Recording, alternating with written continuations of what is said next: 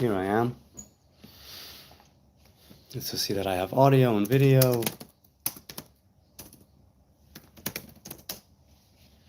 A commercial. 1 of 3. Okay, do I have audio? Yes, I do. Okay, good. So there's audio. I'll just wait for the commercials to end. How is everyone? How is everyone indeed? Okay.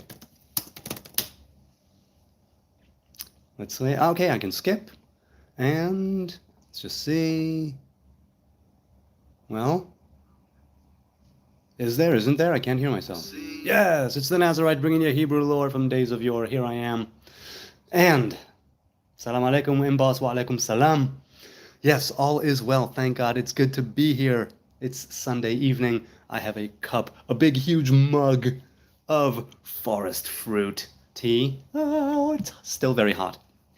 And I'm so grateful to be here. What's today's topic? To tell you the truth, there's been so much going on over the weekend in the chat, not in the chat, in the comments, with a few people going back and forth, over 100 and something comments, debating throughout the weekend on Jesus and Christianity and things that I know very little about. But it was interesting to go through at least some of it. And I did want to speak of one thing here, right? So, wait, hold on, I'll try and find it. I should have made this, I should have done this before, but I didn't. Hang on. Okay, so Kevin, no, you know what? I won't go for that one. We'll go for a different one. Wait, is there anything in the chat, first of all? Okay. Daniel, hey, Dan. Okay, so Yehuda is here. Daniel is here. Robert Harrison is here. M-Boss, as I said, is here. No fucking way is here. What's going on with you? I hope all is well with you. Luke Miller is here indeed. Sabbath was blessed. It was the Sabbath of the Exodus of Egypt, and it was very, very good.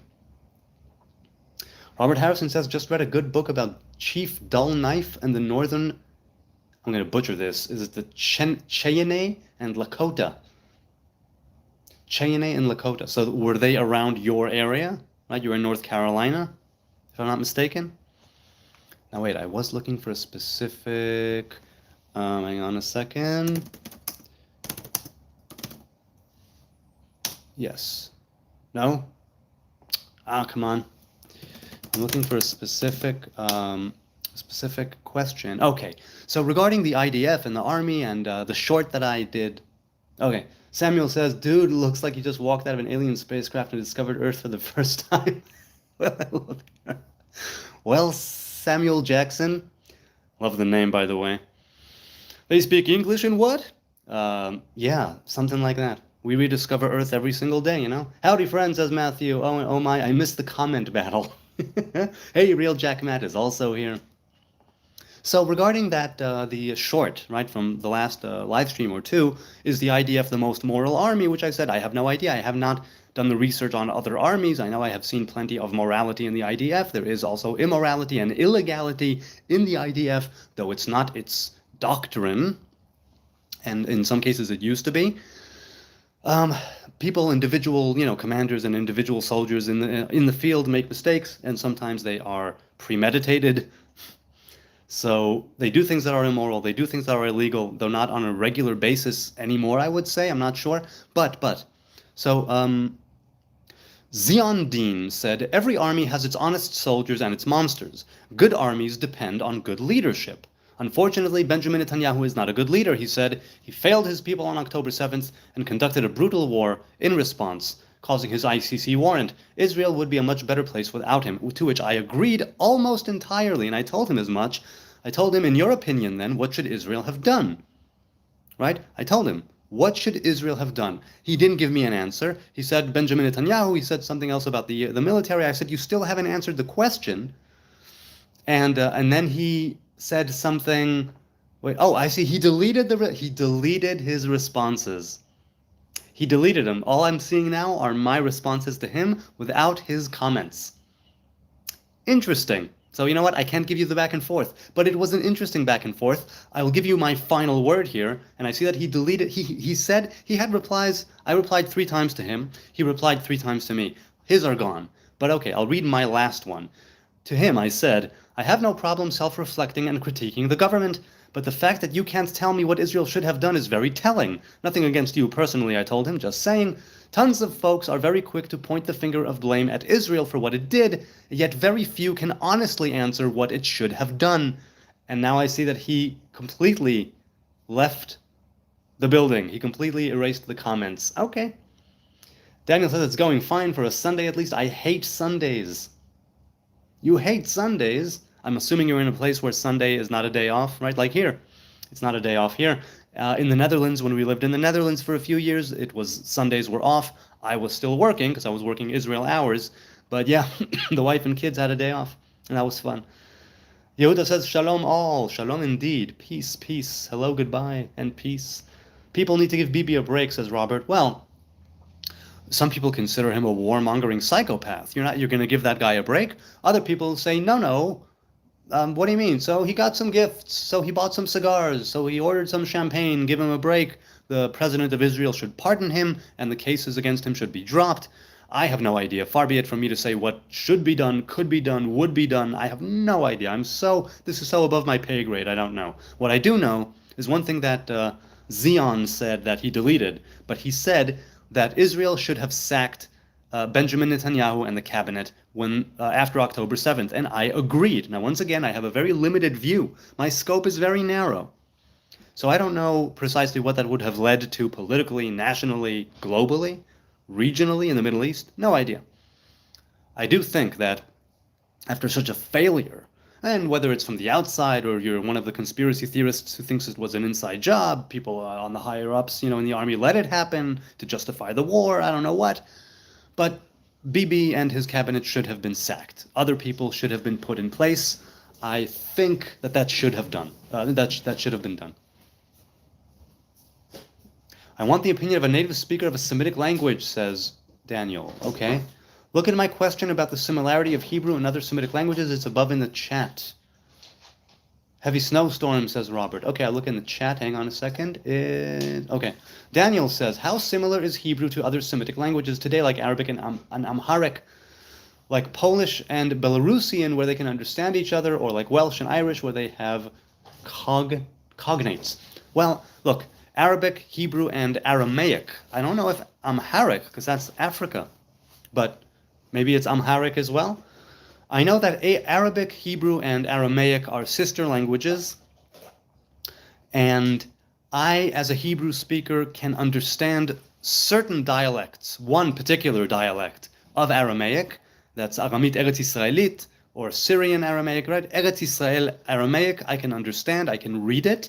I'm not 100%, I don't speak it fluently. It will take me time to form a sentence, but if I read it, I can read it and more or less understand what I'm reading. For instance, the language of the Zohar. Not to say that I understand the meaning of the Zohar necessarily, but the language is written in Eretz Yisrael Aramaic, and I can read that fairly well. But I can't speak it, so I don't converse in it. I can read it and understand it more or less, more than less. As for Arabic, no, I can't understand it, not the spoken Arabic, and not the literary Arabic, not the Palestinian local dialects, not the Jerusalem dialect. I started learning spoken Arabic a few years ago. I took a course that I had to cut it short, but I was studying spoken Arabic for a few months, and I saw just how little the similarities are and just how great they are in certain things. So, also, knowing a little bit of Eretz Yisrael Aramaic and Hebrew, being fluent in Hebrew, did help somewhat with the Arabic, but it's not easy to speak either one if you know one of them. They are sister languages, but they are also very, very different. So no, I would not be able to understand if I only knew Hebrew, and I wouldn't know any Babylonian Aramaic or any Eretz Yisrael Aramaic, then I would not be able to understand it, or just really, really barely, really. As for Arabic, same thing. Just barely, maybe make out a few words here and there. So they're similar in some ways in their origin, let's say, if you will, but I'm not a linguist, I don't know what I'm talking about. Right, but no, they're not similar. They're not similar in the sense that I can hear it and understand it, kind of, no. It's not like Polish and Belarusian, and it's not like Welsh and Irish. No, not in the least. Amharic is Semitic, but in Africa, so I guess it's very distant from the other Semitic languages. Yes, locally, right, the local ones, or local, right? Aram, Arabia, and the Hebrew land, not that close linguistically to Amharic. Did you serve? Yes, I did. I did serve in the army until a few years ago. I did my mandatory service and then almost 20 years of reserve duty. What? A few years ago. A few years ago, I was let go. That was like 7, 8 years ago. It wasn't 7 years ago. Hey, Barry 1000 is here. What happened to all the previous 999 berries? And which berry is it? You know, because I'm having forest fruit tea. It has blueberries and it has raspberries. So which berry are you? Okay. What do you think about Moshe Feiglin? I don't know enough about him. Todd says ew. No, it's with a J. It's actually Jew. See, you screwed that up. So what do I think of him? I don't know enough about his politics, his position, his standing, his platform. No idea. Can't say. Daniel says, Daniel and Welsh can't understand each other. They just share some words. Yes, so we do share some words.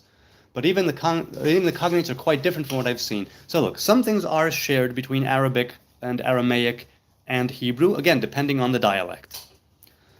Victim complex, says Todd. Really? You, the hot rod lover, are saying victim complex? Have I mentioned anything that has to do with victimhood, Todd? Jew tries not to lie, challenge impossible. Okay, howdy partner, quiz me. I'll definitely try not to lie. But I can only speak from what I've experienced. I'm not a mouthpiece for the government. I'm not a hasbara automaton. I'm very able, and quite frequently do I critique and reflect on the government and the IDF. I said ew, and you instantly turned it into me being anti-Semitic? No, all I said is that you missed the J. How is that anti-Semitic? There was no Jew hatred there. That was me turning your ew into Jew. That doesn't mean that you said ew because I'm a Jew. You said ew presumably because of my messed up hair and scraggly or, unkempt beard and general, lively, sunny disposition. But that's on you, my man. If you think that I'm accusing you of anti-Semitism so early in the chat without you saying anything, no, I clearly only think that you're looking at me externally. You keep going with that. Good luck to you.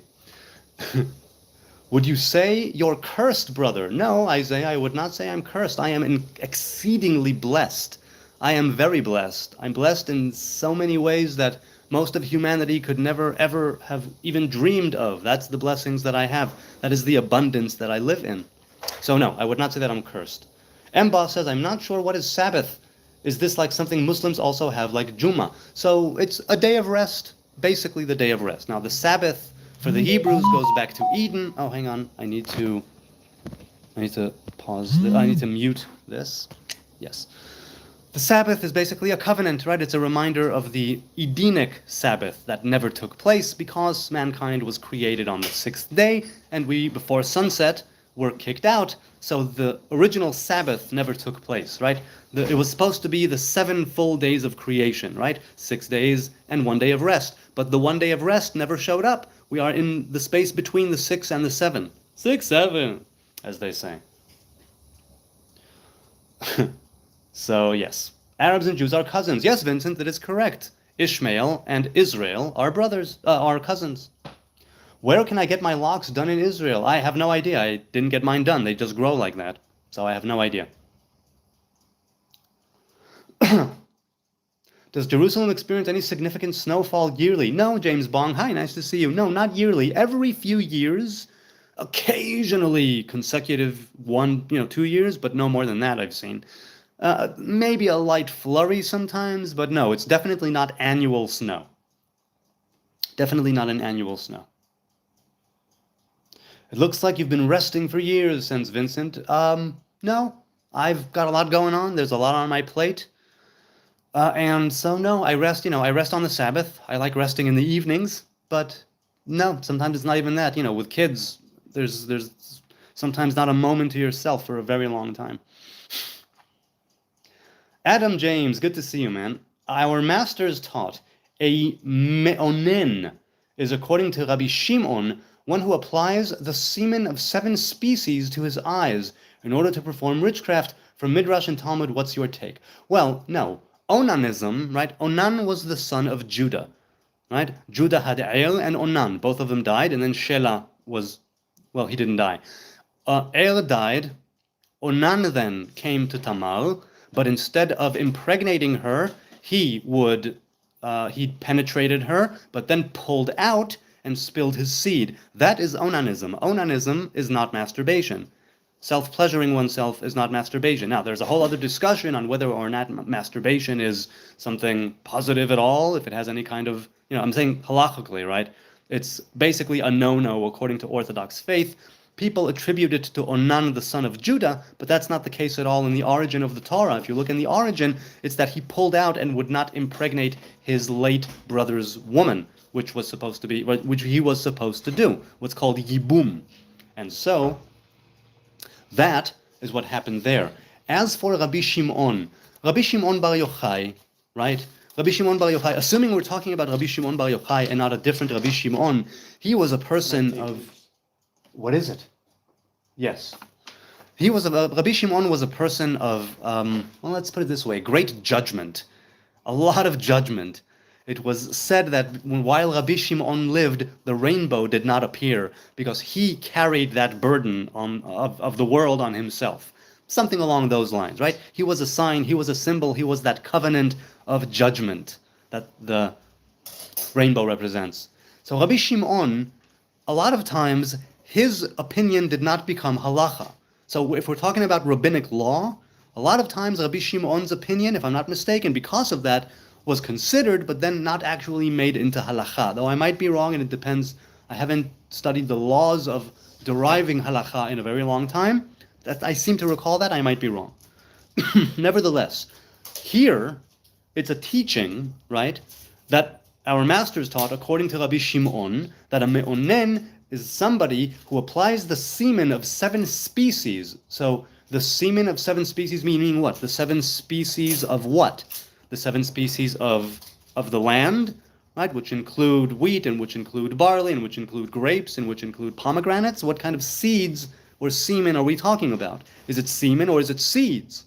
Because we can be talking about grain. We can be talking about fruit. Those are the 7 species, Shiva'at Haminim. So I'm not sure what that is. And applying things to the eyes in order to perform witchcraft is something that is done, and it appears in Masechet Brachot and in the Babylonian Talmud. Right? If you want to see the demons that are surrounding you, there's a way to do that. It's freaky. So there are ways of using, let's say, blood, and using semen, and using, well, different parts of your biology in order to, well, use them as tools to widen your perception. Now, do you want to do that? Probably not, because certain things are being hidden from us because we're not supposed to be seeing them. They're hidden for a reason. And if you want to perform witchcraft using the life force, right, semen, if we actually are talking about semen here, right, human semen, I don't know what the 7 species are here. I need to read it in the original Hebrew or Aramaic. But, so my take is that witchcraft is done, right? There's black magic and there's white magic.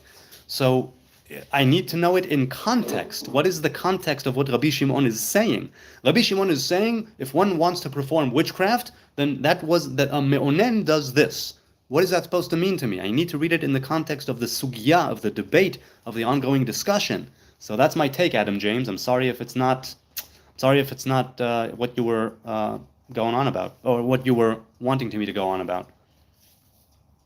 Diesel Boy says, sounds like witchcraft and satanic rituals to me. Yes, there are different rituals. It's the human being who makes them satanic, right? Witchcrafty or not. We are not allowed to practice witchcraft according to the Torah. What we are allowed, those who are allowed, is to practice what's called Kabbalah Ma'asit, practical Kabbalah, which has to do with with the elements, and it has to do with the forces of nature, and it has to do with manipulating and invoking angels and demons and whatnot to do your bidding. I know absolutely nothing about that, because I don't deal with that, but I do know that it does exist, and that it is something that, because of the nature of it, dealing with here and the natural world, and manipulating the natural world, right, and bending certain rules and breaking other rules, It's something that only a human being who has merited that dominion over the laws of nature, that dominion over those spiritual entities, only he or she can actually do it and properly get away with it, let's say. Because you could perform the technical ritual, and I've mentioned this in the past, if you know the right names, if you have the right clothing, if you're at the right time of day performing the ritual, you can technically, right, invoking the angel of this or that, you can technically get them to do your bidding. But then afterwards, there will be a price to pay if you don't actually merit it. So when you say satanic rituals, as in going in the path of the left side, the other side, the dark side of the force, and you're talking about witchcraft, right, which has to do with bending the elements and manipulating the forces of nature, then yes, it does sound like it. It's just that it can go in the light side or the dark side. And so it depends on the individual. It depends on the individual. Why do Jews always look inbred? Johnny, we don't always look inbred. Yes, black cat, that's right, real Jack, that's right. We don't always look inbred. I just simply look inbred because that's what people say. But I don't give any less of a fart if you want to say that I'm inbred. I know for a fact I'm not inbred, but I can look that way, that's all good. David says, will Hashem allow me to smoke weed in Eden? I'm pretty sure Hashem allows you to smoke weed right here and now if you do it properly with set and setting and mindful and you're not, some sort of a pothead who doesn't take accountability or responsibility for anything and spends his time only smoking weed. I'm thinking it's something I don't smoke weed anymore, but I'm thinking, yeah. In the lower Eden for sure. In the higher Eden, probably not.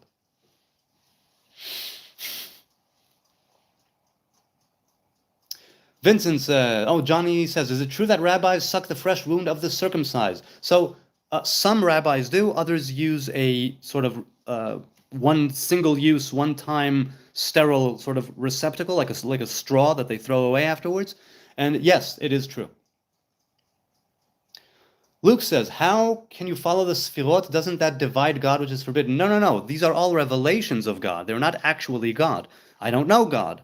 All I know is how God reveals himself to me, right? It's all revelations, emanations, reflections, influences, filters, but not actually God. Nothing that I ever say, ever, nothing that I've ever spoken of in the past 8 years that I've been on YouTube or whatever, has been about God. It's only been about revelations of God, reflections of God, the ways in which God manifests, but not actually God. In the very same way that I'm wearing these clothing, right? And I can animate them. They go up and down because I go up and down.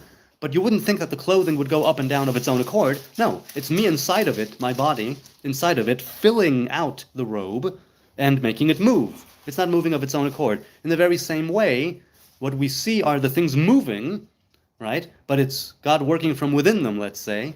And it's not actually...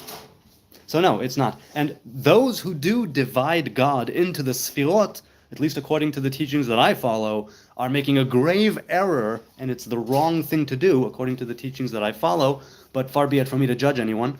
Baruch atah Adonai Eloheinu melech ha'olam she'akol nihye b'dvaro. Oh yeah, that's the stuff. So I don't follow the Sfirot. That's not what I'm doing at all. The Sfirot teach us the relationship between the divine revelation, right? And how it manifests in the image of God that we represent, and how it manifests in nature, how it manifests in relationships between people, right? In all of creation. The Sfirot are a manifestation of creation in the spiritual and then all the way down to the physical world. So it's not that I follow the Sfirot. I look at the tree of life. I try to study the relationships between the different Sfirot. I try to orient myself, right, mentally and physically in such a way that I would be the embodiment of the Sfirot, of the tree of life, and the personification of the image of God in which I am uniquely created, right? And you have your own unique image of God in which you were created. So yeah. Oh my God, it's Jewish Rasputin, says the noble prince. Well, noble prince, you're not the first one to tell me that, but yeah, maybe. Orange says Nazarites are of Dan, not Judah. No, Nazarites are any man and woman of the Hebrew tribes who wants to take on the vow of a Nazarite. It's not from any single tribe, so you're wrong there. Samson was unrepentant, outside of law, a judge. No need for Danites, they only destroy. Well, look, his father was from Dan, his mother was from Judah, traditionally, which is why they say that he had the spark of the Messiah, let's say, inside of him. right, of Yehuda. Now, you're wrong about that orange sunrise. It's another tequila sunrise. So you're wrong about that. Nazarites are not of Dan. Nazarites are of all the tribes. Matthew says, when you go out, how much of your day is generally managed in English? Well, I work in a fairly English-speaking office and an English-speaking environment, so it's a lot in English. I also speak English primarily at home. I speak primarily English to teach my children English. They have Hebrew from school, they have Hebrew from friends, they have Hebrew from other things, so I teach them, we just talk English. Do you and your family default on English at home when not on stream or Hebrew? Do you dream or think long form in Hebrew? So I'm bilingual, like completely across the board. I dream a lot of times in color, I dream in English, and I dream in Hebrew. And I dream sometimes, I dreamt in Dutch a couple of times. I dreamt, maybe in Aramaic as well a couple of times. That was a weird one. So, and the default for me, look, if we're learning Torah, it would be Hebrew. If we're doing anything else, I believe it would be English because I'm trying to teach my kids English and I'm succeeding. So that's simply the default. Yeah.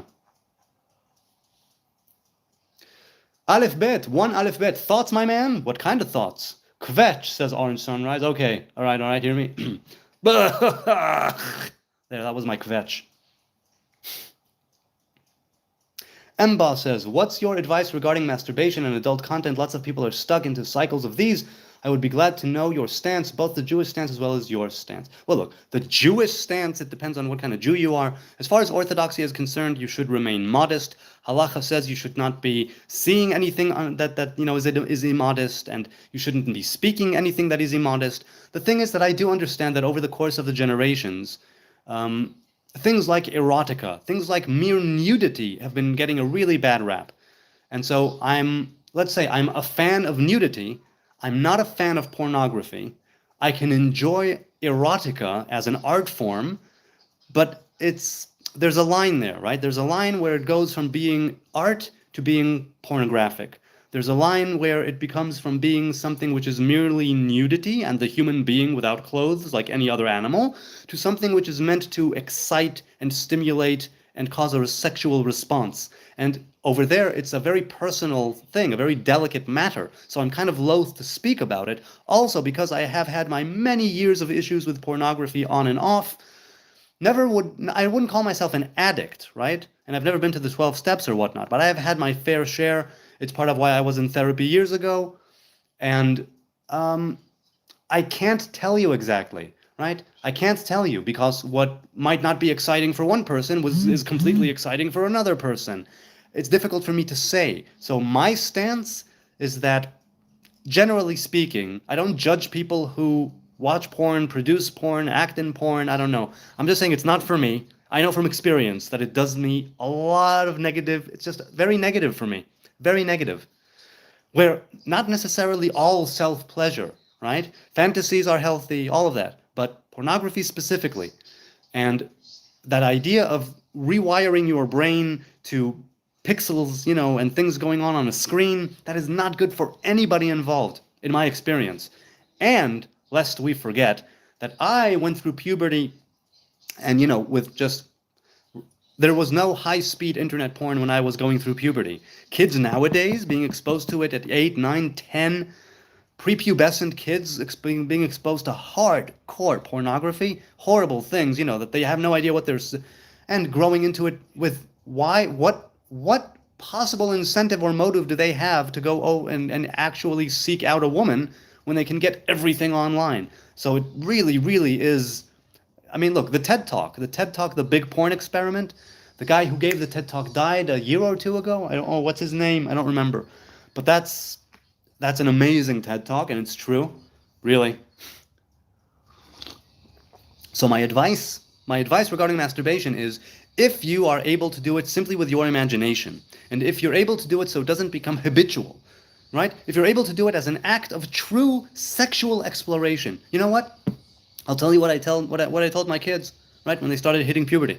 I told them this, right? We had a 2-year-old at the time. Oh no, we had a young baby at the time who was putting things in his mouth. And I told him, look, the baby, he puts things in his mouth. right? Why does he do that? He's exploring the world. He's exploring his body. He touches his body. He's looking at his fingers. He's putting things in his mouth. He's exploring the world. It's an explorative endeavor. And as long as you are acting within that true and pure exploration of self, what feels good, what doesn't feel good, what pains me, what causes me pleasure, what do I like, what do I not like, if you're keeping it there, and you're with your own body, with your own mind, with your own physical sensations, I, on a personal level, have no problem with someone self-pleasuring like that.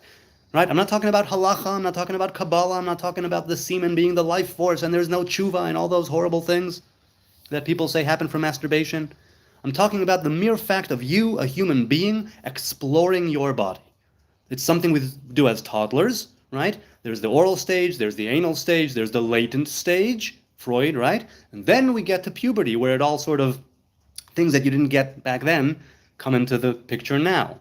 And you go through it once again, in some way or another.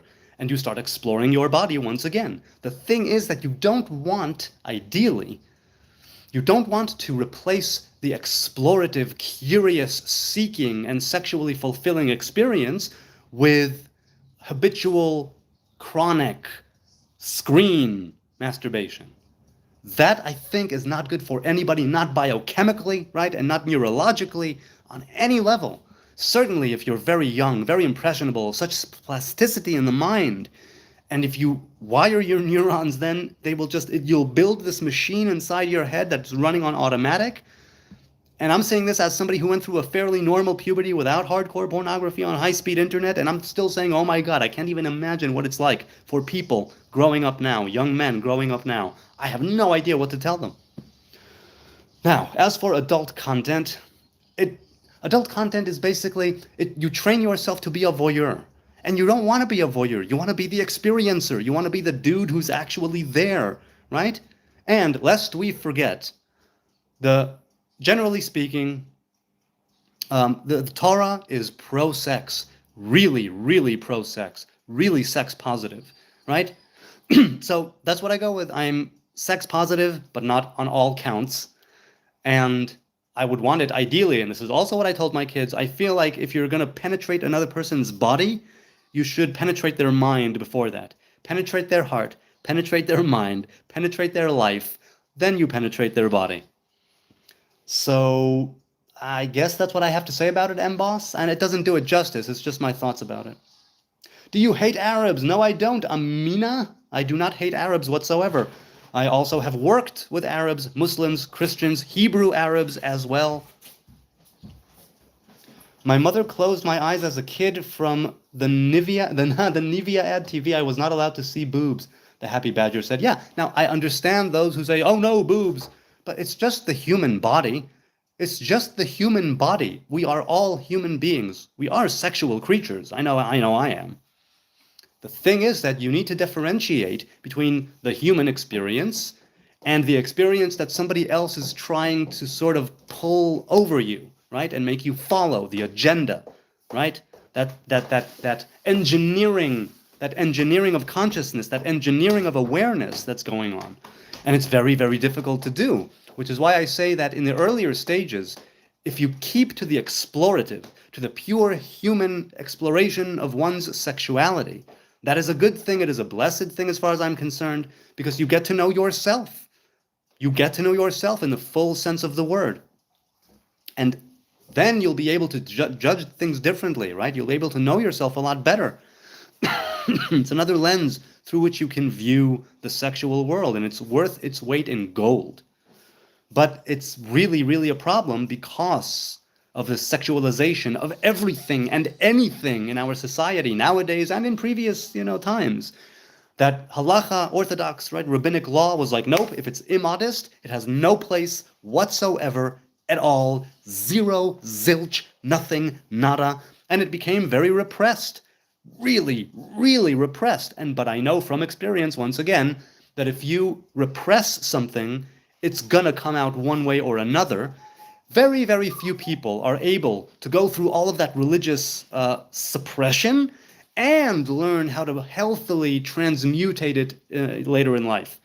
Many times, It's not a good thing to do, which is why I'm sex positive overall in this house. I don't shy away from answering questions my kids have. I tell them, look, if it's too personal, I'll tell you it's too personal. Otherwise, shoot, ask me whatever you want. I'll give you the straight up honest answer.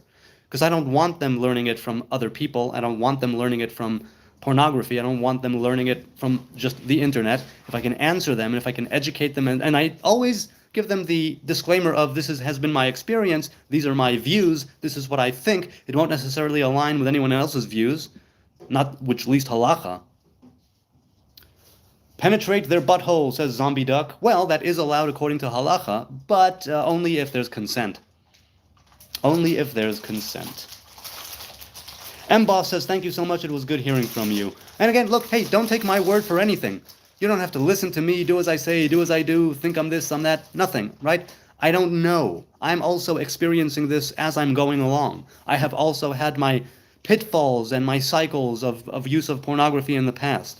It's something that can really, really grip you because its origin is the survival of the human species. That is the origin of that urge, right? It has to do with evolution. It has to do with survival. And because it's such a primal factor, such a primal instinct, it's really, really messy to deal with. Which is why I also understand why rabbinic law just completely says, no, none of that, nothing. Sex is only good between two people when they're married. That's it. That's it. Pretty much. Pretty much. There are exceptions, but pretty much. He reads penetrate butthole, says Ha. I'll read pretty much almost anything you give me to read. Almost. Alex says, no, we have to obey everything as if you are the highest rabbi in the world. You might be the highest rabbi on something. I don't know what you do in your spare time. Very good, very good. Daniel says, I am real. Dick Dickens says, nice to see you again, Dick. My goal is to be a multimillionaire. What advice can you give me? Well, say your prayers, son, because there's a good chance you won't be a multimillionaire. However, you could achieve the amount of contentment and abundance that you associate with being a multimillionaire with a lot less than that. Right? It's all about A, living below your means when possible, and B, living in that abundance mindset, the gratitude attitude, perspective, reflection, memento mori. All of these things will help you live like a multimillionaire even without multi-millions in the bank. That's what I have to say about that. But I can't give you financial advice, right? The Happy Badger, am I mind-fucking you? Oh, he's talking to Ha. Okay, cool. Shema Israel, says Dexo101. Hear, O Israel. God bless you, Amen, says Amin. God bless you, Amin, says Amin. Okay. Bro, your locks are anti-Semitic. Your face is a stereotype. Yes, the Canaanite. I know. I'm very highly anti-Semitic. I know this for a fact. People tell me I'm the stereotype of a Jew, and if they drew me, they would be arrested. And I say, okay, don't draw me, and if you want to draw me, I won't be the one to arrest you. You're avoiding Jesus like you're avoiding the truth, says Vincent. What? I'm avoiding Jesus? No, I simply think that he's a dead man. I don't avoid him whatsoever. He's just a dead guy, a righteous dead guy, but a dead guy nonetheless. What yeshiva did you go to, Yehuda asks? I went to the Tzfat yeshiva for 3 years before the army, and the Tkoa yeshiva for 1 year after the army. Matthew says, exploration is fine. It does go so much further with OnlyFans, though. I say only falafel on only from would be better apps. Only falafel and only from. Or OnlyFans, which actually simply sells ceiling fans and standing fans. That would be good too. So, look, where there is a will, there is a way, and where there is a market, right, a demand, there will be a supply. That's the deal. And there is a great supply and demand for this. But yes, exploration ought to be fine.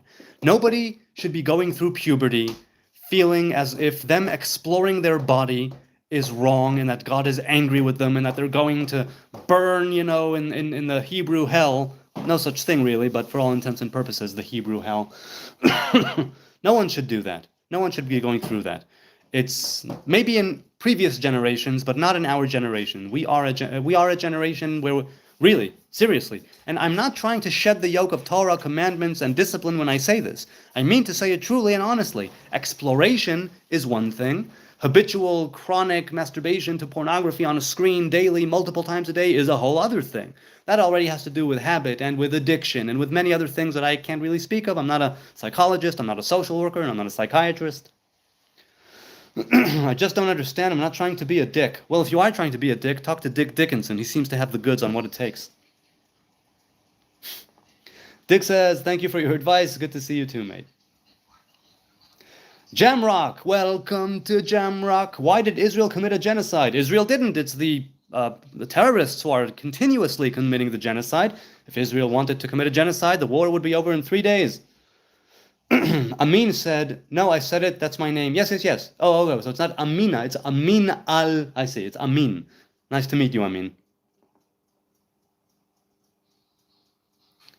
I'm sorry.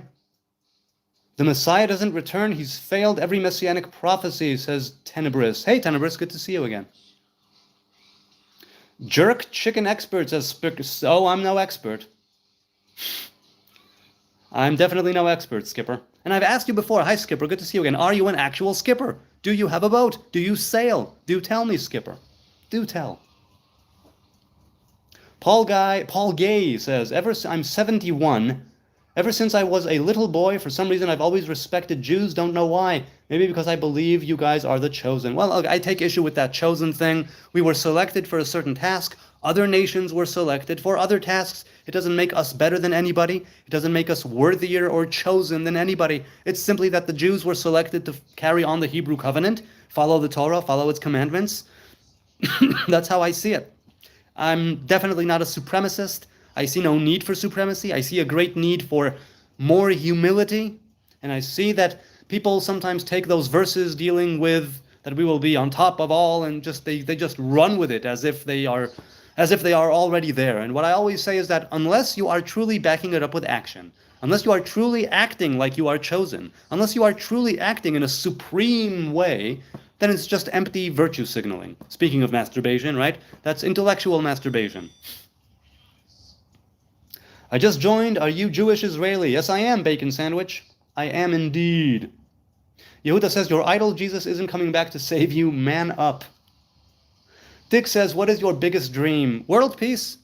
Pure and simple. That's my biggest dream. Not for myself, for the world. It's coming. It's just it will come through love or through suffering. And right now it seems like it's coming through suffering, but that can change. One person at a time, one day at a time, one thought, one word, one deed at a time. That's the biggest dream. Because as our sages say, peace is the vessel that holds all the blessings, right? There is no vessel that holds more blessings than the vessel of peace. And it's something that we need like oxygen. And we're not even aware of the fact that we're drowning. We're so used to war and bloodshed and persecution. So my biggest dream is world peace. That's what I would say. What is the definition of a goy? A goy, daddy, is a nation. A goy means nation. So goyim means the nations, and in the context it means nations that are not Israel. But Israel itself is also a goy. Dungeon Master. Ooh, what dungeon? Like BDSM dungeon? Dungeons and Dragons dungeon? Which dungeon are we talking about? Rabbi Shlomo over here. No, I'm not Rabbi Shlomo, although I did love a lot of his nigunim. I loved a lot of what he had to say. I take issue with some of the things that he did, speaking of, right, exploring sexuality. But, yes, Rabbi Shlomo Carlebach truly was a something special. Would you rather solve global thirst or colonize Mars? I have no idea what that would entail. I would think globally, right? I'm thinking take care of Earth. Earth first. That's what I would think, yeah. I love you, man. I really hope the world finds it one day, says Pallet. Yeah, man, world peace. We need it. We need it. We need it. We really do. And it's up to each and every one of us. Modern day Sanhedrin and Pharisee, says justice is his. Well, what about them? What about them? There are movements to reestablish the Sanhedrin. The thing is that there is no consensus right now in Israel by the different sages and by the different masters and whatever on what that would be. But there is a running Sanhedrin nowadays. It's just not accepted by everyone. And since its authority is not total and complete, it's not a proper Sanhedrin, but there is one that's running. And they're always trying to get it going, different people. Always trying to get it going. Linux says, do you ever have a dream or nightmare where you brush your hair and wake up in a cold sweat afterwards? Seems like that would be on your unconscious mind since it's a vow. No, never have I ever, never did I have such a dream, vision, or nightmare. I did have a vision. Where it was at the end of a 90-day process. It was the culmination of a 90-day process that I was doing at the time. I may have spoken this in the past. It was after 90 days, on the 90th day, on the last day of this ritual, let's say, this ongoing 90-day ritual of transformation that I was undergoing. And on the 90th day, I went into work like usual, but then in the middle of the day, I developed not a high life-threatening fever, but a fever that I could feel, and it shot up to like, I don't know, I was 39 Celsius or 38.8 or something, high up, relatively high up. I didn't need to go to the ER, but I was burning up. So I arrive at home and I lie down on the couch, and I had a vision, a waking vision, because I wasn't asleep. I sort of had a waking vision of my hair, my dreads, turning to snow white, turning like really white as snow. And it was really, really vivid. I knew that it wasn't happening to my hair at the time, but the vision that I had, maybe I was semi-conscious. I don't know what was going on. I was burning up with fever, right? And I was just on the couch lying down, and I had the vision, and I could feel it, right? Of my hair turning white. It was lovely, and it was a good omen, considering that it happened on the 90th day of this 90-day transformation, this 90-day ongoing ritual that I was putting myself through at the time. I saw it as a wonderful sign and a very good omen, and I still to this day say that it was. It was something special. It really, really was. So I have had some dreams to do with my hair, and one vision, really, really strong vision. But no, that's it. Let's go down. Are you an acidic Jew? An acidic Jew? What is an acidic Jew? I've done acid in the past, but what is an acidic Jew? Yes, I have. Sam says, a few times in my life. See, I'm open with my kids. Are you an... Oh, you mean Hasidic. I'm thinking you mean Hasidic, not acidic. Are you a Hasidic Jew? No, I'm not a Hasidic Jew. I follow certain Hasidic practices, but I'm not a Hasidic Jew. I've never followed a specific Hasidic rabbi. I've never been part of a specific Hasidic sect. So I'm not a Hasidic Jew, but I do love me some Hasidism. Also, I mean, look, Hasidism bases its teachings heavily in the teachings of Rabbi Yitzchak Luria, Lurianic Kabbalah. That's not the type of Kabbalah that I've been learning for over a decade now, though I have learned parts of it in the past. A little bit, right? Introductions to introductions of introductions, just like I'm doing now. So I follow certain Hasidic things, not religiously. Some of them actually, no, that's wrong. I do follow some Hasidic practices religiously, but I'm not a Hasid. Joseph says, I hope you do well. Feel good, brother. Peace be upon you and upon you as well. Franz Kafka is my favorite Jew, says Dexo. Kafka has some weird-ass stories. I learned a few of them. I went in depth with only one or two of them, but I read a few of them and I went in depth with one or two of them. He definitely, I didn't go through his entire body of work, but I've read a few, I don't know, between 5 and 10, maybe, some between 5 and 10, closer to 10 than 5. And he has so much to say about the human condition, but he says it in a way that is so, I don't know, it's seemingly so mundane, but also dramatic, but it's something weird. I don't know. Fred Uckers says, I once had a fever dream that a tornado spun out of my head and flew away, and then I felt better. Hey, look at that. There you go. There you go. Is there anything specific which changed your life drastically, which you would like to share? Experience, path, event. Look, the first time that my life changed drastically, that I said, oh my God, this really is changing me drastically, not in hindsight, but right then and there. A few things happened before that, but the one time that I can say for a fact it changed my life, and there's before that and after that, and I don't mean something like getting married, having kids, something, right, a path, like you said, is Shmirat Negiah. Shmirat Negiah is the Orthodox practice of not touching a woman of the opposite sex that is not your wife when she's not menstruating, or your mother, or a close family, let's put it that way. And to some degree, family that's more extended, but to each his own and her own.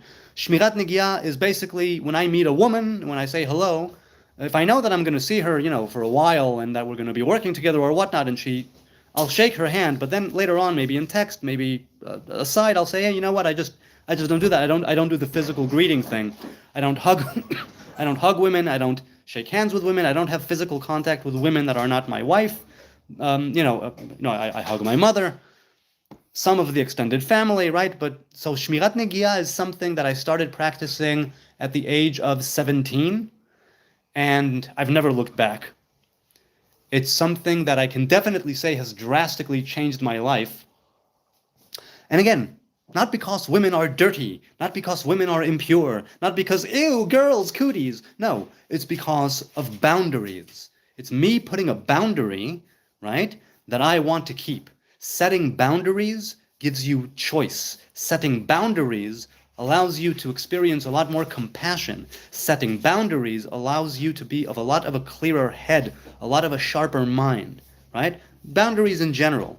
Knowing where your boundaries are and the parameters, right, and what to do, it gives you control, some matter of control, to submit. So in other words, when you submit to the will of God, you gain control, right? Somewhat paradoxically. And this is something where I submitted to the will of God as I saw it at the time, because I wasn't a Shomer Negiah up until that time, even though I did grow up in a religious household, even though people were telling me that I should be, not in my home, but it was sort of understood, yeah, that's the thing to do. Only when I did it because I chose to do it. Here's a boundary that I'm setting. I choose to be a Shomer Negiah. Shomer Negiah in Hebrew literally means keeping from touch or touch guarding. Right? Where basically you don't touch the opposite sex. That is something that has drastically changed my life. But you can also say that, like I said, about marriage, about kids, about the Nazarite vow, that has drastically changed my life. Maybe in some ways more so. But that would be the first, which is why when you asked for anything specific, I gave you the one that I decided and took on, not later in my life and all the experiences and marriage and kids and the army and I don't know what. No, I was 17. I was still in high school. And I decided, you know what? This is something I feel would benefit me completely. And it did. And the reason that I say that it drastically changed me, and the reason that I'm bringing it up now, is not because you should be doing it. I'm not telling you what to do. It's that I could feel from day one, not over the course of time. No, I could feel from day one, oh my God, this is something that is drastically changing me from the inside out. Really. And I still feel that way.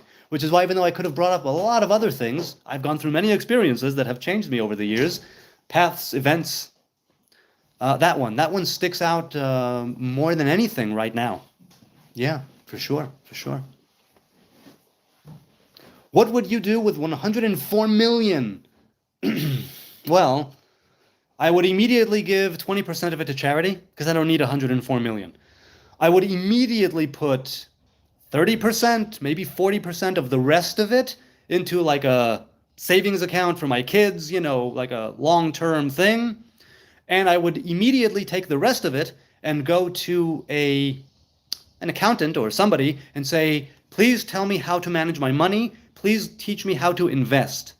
That's it. And I would start up some sort of a charity fund or something like that. That's what I would do, presumably off the top of my head, with $104 million. What would you do, people? What would you do?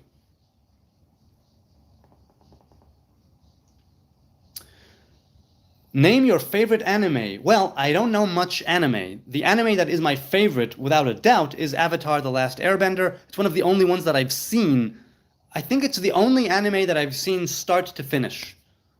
I think it's the only one that I've seen start to finish. I didn't even see all of Legend of Korra start to finish. At some point I tuned out, and I will go back to it. But Avatar: The Last Airbender, I saw it once, and then I saw it again, start to finish, 2 years or later when I was unemployed for a few months, and I said I'm going to do that.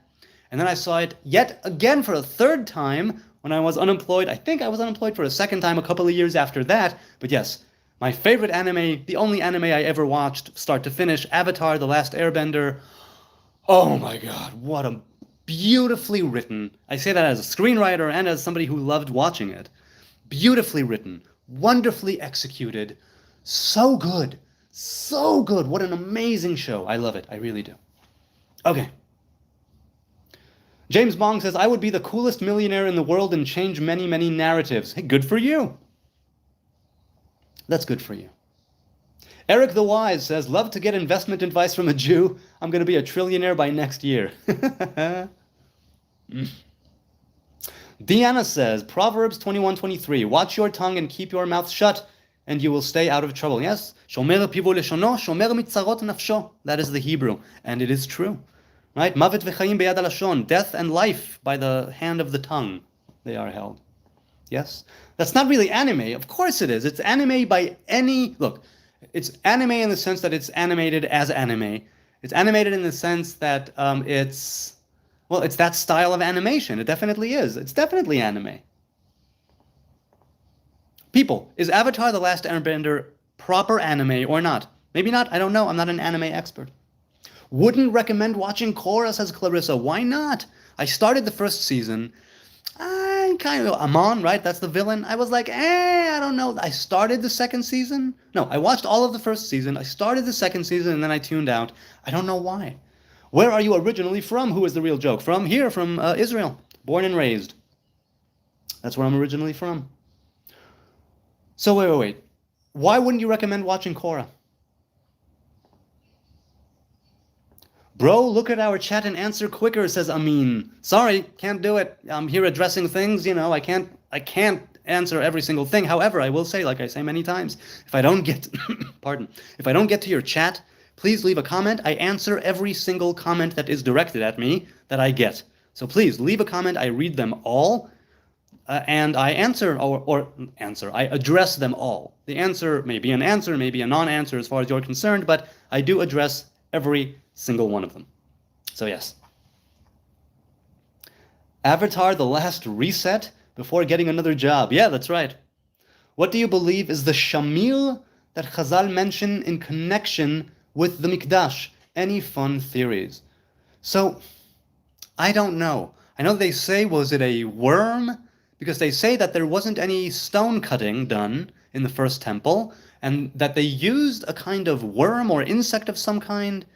Was that what they were? Is that the shamir? Look, shamir means dill in Hebrew. That's what it is. It's an herb, right? It's dill. Oh, vegetation anyway. If I'm Matthew, you might know better than I do. The shamir that you're referencing, that Chazal mention, is it mentioned in connection with the Mikdash, with having to do with cutting the stone? Is that it? Am I remembering it correctly? Please tell me. You look nasty. When was the last time you took a damn bath? Just at the end of last week. So, yeah. Jerry Mitchell, also, the reason I look nasty is because I am nasty. Avatar: The Last Fendbender. Who was, Naila says, who was Zulkarnain? I don't know who Zulkarnain was. Do tell me. I have no idea. Look at this bum still in land today, says Jay Scott. Not much today.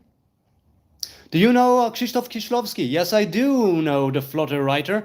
I watched a couple of Kieślowski's films. I watched the Decalogue. I also read the original script of the Decalogue, which is not what actually was filmed later. In some cases, it was different. We had a master class on Kieślowski. We didn't go through his entire filmography, of course, but we did go through a few. Did he have a trilogy? I think Kieślowski had a trilogy. I don't recall right now. It was like 12 years ago. But yes, I do know Krzysztof Kieślowski. I enjoy his work, but I'm not such a maven, right? I don't know a ton about him. What I have seen, I really enjoyed. So, yes. Are there places in Israel that sell authentic coins from the time of the Torah and the Bible? Well, look, the time of the Torah is one thing. The time of later in the Bible is another thing. There are definitely authentic coins for sale from the time of the Second Temple period, the time of the Bar Kokhba revolt, the Herodian and Hashmonai dynasty, and that whole thing. And so, Second Temple era, definitely, but that's not Bible, right? That's post-Bible. The Bible ends with Koresh Cyrus, king of Persia, giving the Judeans permission to go back to Judah, to the kingdom of Judah, to the land of Judah, to re-establish the kingdom and build the second temple, right? Ezra, Nehemiah from Babylon, that whole thing. So coins from time of the Torah and the Bible, I don't know.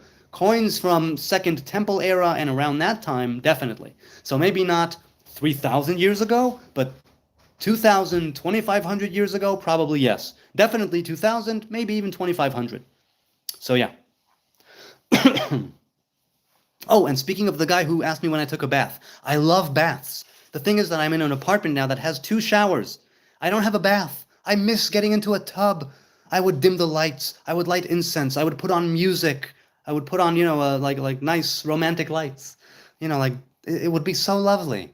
And now I don't have that, and I miss taking a proper bath. I would put bubbles, I would put bath bombs, I would put essential oils, I would make it into a whole thing, and then to just soak in the tub for like a good 20, 25 minutes. Oh, so good, so rejuvenating, so enlivening. A shower is utilitarian. A shower will get you clean. A shower will remove the gunk. A shower, it'll get the job done. But it's not mentally, spiritually, if you will, metaphysically. It's nowhere near a bath. Not even close to a proper tub. So I miss it. I really, really do miss it. Are you Ashkenazi, says Ray, or asks Ray. Yes, indeed, I am from Ashkenaz, but I'm a Hebrew. I don't consider myself an Ashkenazi Jew. I consider myself a Hebrew man, no more, no less. Female vibes, says Angel. Yeah, definitely. That was definitely me. Look, I have a feminine side, and I'm happy with my feminine side. I give it expression when I can, and the tub would definitely be one of those times. I would light a candle. Did I mention I would light candles as well? I would, the whole thing, definitely. I would totally be, yes. Who is the real joke says a bath is dirty, and I agree. If you stay there for an hour, I suppose it's dirty. If you stay there for 15, 20, 25 minutes, depending on how dirty you went in. Look, if you go in covered in muck, splattered with mud, then yes, it'll be dirty very quickly, kind of missing the point. If you're relatively clean and you keep relatively good hygiene, and you walk into a bath and you soak in it for 15, 20 minutes, that's not going to be the end of the world. And always, what you can always do is let the water drain out, take the shower head, give yourself a hose down, right? Hose yourself down, and that's it. You had your cake and you ate it too. But yes, I miss a bath. Female vibes, definitely. I know that it's very much associated with femininity. I love that about myself, that I was a bath person. Really? Really. I put on music, everything, the whole thing.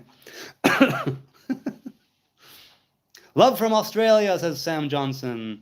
Thank you. I appreciate that. Wow, Australia. So good morning to you. It's morning in Australia. Do you have dreadlocks, or is it just messy hair, says GW Mechanical 7402. So here, I'll do this. High time I took it out of the... Wait, hang on. So it's both. It's messy hair, and it's dreadlocks. So it's both, because it's natural, freeform, Nazarite, organic dreadlocks. So that's what that is. It's messy hair that becomes dreads on its own. That's all it is. So either is fine, just curious. Well, I hope I've satisfied your curiosity. So, curiosity killed the cat. Satisfaction brought it back. Sojo says, what is the Jewish timeline to reestablish living sacrifices at the altar? So, first of all, I'm of the opinion that we don't need to go that route. We really don't. We can become that image of God. We are the temple. We are the sacrifice, right? We don't need the animal ritual sacrifice at the temple. We don't need the garments. We don't need the precious jewels. We don't need the priests and the Levites over there and the Israelites. We don't need them there at the temple with ritual worship. We could be all of that within ourselves. The Eden, right? I go back to Eden, and the mindset of Eden is where there was no temple, there was no Israel and nations, there was no ritual worship, there was just the divine revelation, humankind, and nature. So, the Jewish timeline to reestablish is unknown, but I'll give you this. In order to have animal sacrifices reintroduced, you don't need to have a temple. You do need to have an altar, and you ideally need to have the precise place where the altar is supposed to be. And according to many traditions, though not all of them, that is exactly where the Dome of the Rock, the Al-Aqsa and Omar mosques, that area, that's where the altar ought to be. Now, you don't need a full-blown temple. You just need an altar, right? An altar made of earth. Now, there is a Jewish timeline that's ongoing now with the Sumerians, right? The people of Shimron, or Shomron, the Shomronim, they do perform the Passover ritual. They slaughter a goat at the top of Mount Gerizim every year. So those Jews, the Shomroni Jews, are actually still carrying it on because they believe that, pardon me, that the mountain of blessing, Mount Gerizim, is the mountain, right, and not Mount Moriah, not the Temple Mount. So it's still ongoing. As for like Orthodox rabbinic timeline, there's no set timeline, but you can have an altar without a temple, and you can have certain sacrifices, even if you're ritually impure. Sacrifices that pertain to you as an individual, you're not allowed to bring if you're impure. The sacrifices, right, living and vegetarian alike, that you need to bring and make offer in, right, to make offer of, if it has to do with the, let's say, the festivals, where it's something that the people are bringing the offering and not just an individual. That is allowed, you're allowed to carry that out even if you're ritually unclean, even if you're ritually impure, right? Korbanot tzibur krevim betum'ah. The sacrifices of the general population, they can come near the altar even with ritual impurity still in place. So there is no set timeline. But ideally, we would bypass the whole thing, transcend rather the whole thing, and we won't need the temple, we won't need living sacrifices. But I'm of the opinion, I've said this many times, that the third temple will be vegan. Even then, it will only be a means to an end. It's not an end in and of itself. Consider what it says in the Torah, that they should make me a temple, and I will dwell in them, not dwell in it. It says, "Ve'asu li mikdash ve'shachanti betocham," and they will make for me a temple, and I will dwell in them. Meaning that the idea of God dwelling within the people, that's the end game, that's the end goal. That's the beginning of the next goal, let's put it that way. And we don't need the temple for that. We didn't have that in Eden. We didn't have it all the way until we had a tabernacle. And we can also go back to that. Okay. Diana says, we are all at the end of the time on this earth. Jesus is coming a few years after the Antichrist. Okay, fair enough. People who follow Jesus say that all the time, to which I go, okay, you can believe that, no problem. I'm not here to change anyone's mind. I'm not here to say that you should think like me, talk like me, act like me, have my views, share my views. Nothing. So go for it. If that's what you believe, you go right ahead and believe that. The temples are on the side of your head, vipers, says Splashy Cannonball. Yes, the temples. I get it. Very good. Real Jews don't support Zionists, says Iochin. Incorrect. Some Jews don't support modern-day Zionism. All Jews would support biblical Torah Zionism, and it exists in the book of Deuteronomy. If you're talking simply about modern-day Zionism, it's a great difference of opinion with the ones who are anti-Zionist saying that real Jews are not Zionists, and that's a load of crap in my opinion, but they are allowed to have their opinion. Both of the opinions, right, say that you can either have it the spiritual first and then come back to the land, or come back to the land and then the spiritual comes with it. And right now, with modern-day Zionism, we're going with the latter, where we went back to the land, and the spirituality is being imbued, right? We are in the middle of building that vessel, that material, physical vessel of a state, of a government, right, of an establishment. And then, right, the kingdom, right, with the king, with the anointed one, whoever he may be. M-Boss says, is it true Israel want to build the third temple and destroy the Al-Aqsa compound? No, it's not true. Some people want to do that. But the reason why Israel gave the Waqf back the control of Al-Aqsa instead, right, in 1967, the Jews in the Six-Day War, the military, the army, took over the Temple Mount. A short time after that, they gave control back to the Jordanian Waqf. And they said, you will have religious authority, we will have security authority, right? They knew, or posited, that if they would keep the Al-Aqsa Mosque in that compound for their own, the entire Muslim world will gather and rally and attack. And they didn't want that. Presumably that is why they gave it back to the Jordanian Waqf. Second of all, they had just had a splendiferous victory They weren't about to have an all-out religious war.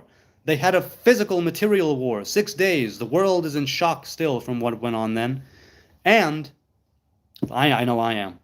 And they didn't want another war on their hands so quickly, so they gave control back to the Jordanian Waqf, and that's the way it remains even now. And there's a great tension between what the Israeli government wants and what the Jordanian Waqf wants. It's a big problem.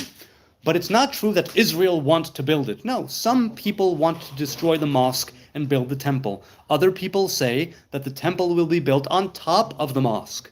Some people say, no, the temple will not have to be built. It will come down already built from the heavens. Some people think this. So it's not true that Israel wants to build it. Some religious folks want to build it. Others don't. Others say, no, it's not good. We need peace before we can do that.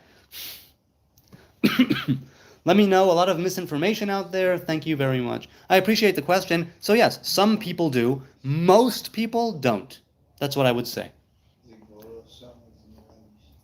Let's continue. Going down in the chat.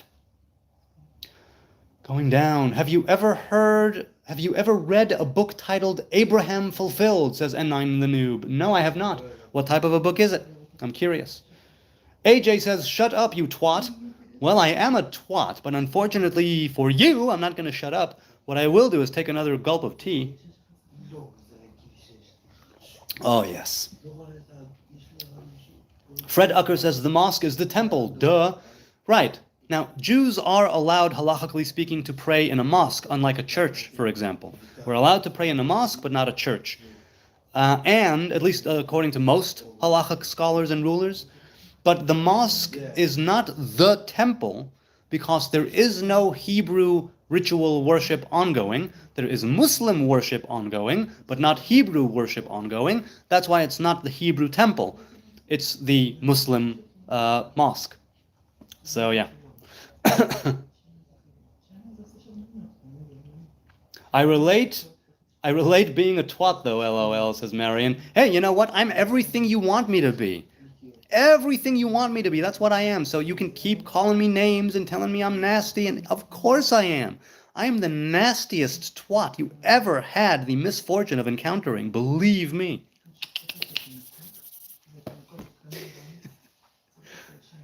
Because you worship the same God as the Muslims unknowingly. Yes, so it's, again, most people say, halachically, once again, that Muslims and Hebrews worship the same God. Some say, no, there is a difference. I don't know enough about Islam to make that call. So I don't know. I've been told that you're allowed, halachically speaking, to enter a mosque, whereas you're not allowed to enter a church. Why a mosque and not a church? Right, because, Nick, because a church would be the idol, right? Christians turn Jesus into an idol. They turn Jesus into a God incarnate, a God into the flesh. Muslims don't do that. Muslims maintain that there is no God in the flesh, unlike Christians, which is why you're allowed, halachically speaking, to pray at a mosque, but not inside of a church. That's why.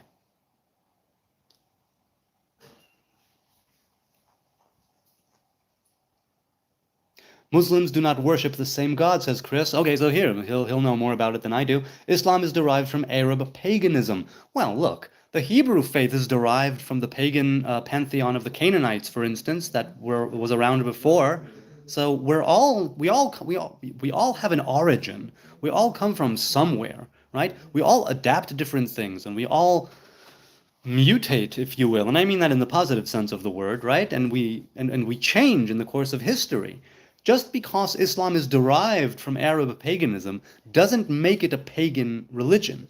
And just because the Hebrew faith derives some of the names of God, for instance, from the Canaanite polytheistic faith that preceded it, doesn't make the Hebrew faith polytheistic or pagan either. You know what I'm saying? So, but yes, some people do say that you're not allowed to go into a church and a mosque, and that Muslims and Hebrews do not share the same God. Can you eat halal? Pardon.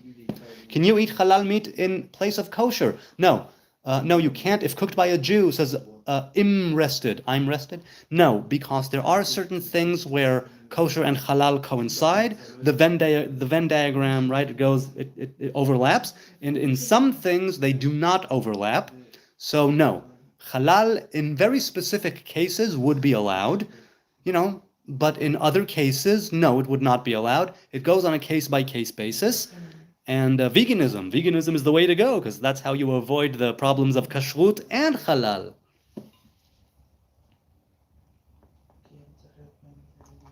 Let's continue. Jesus loves you all, says Chrissy. Well, I appreciate that. I'm sure that I would have loved Jesus as well if I was around at the time.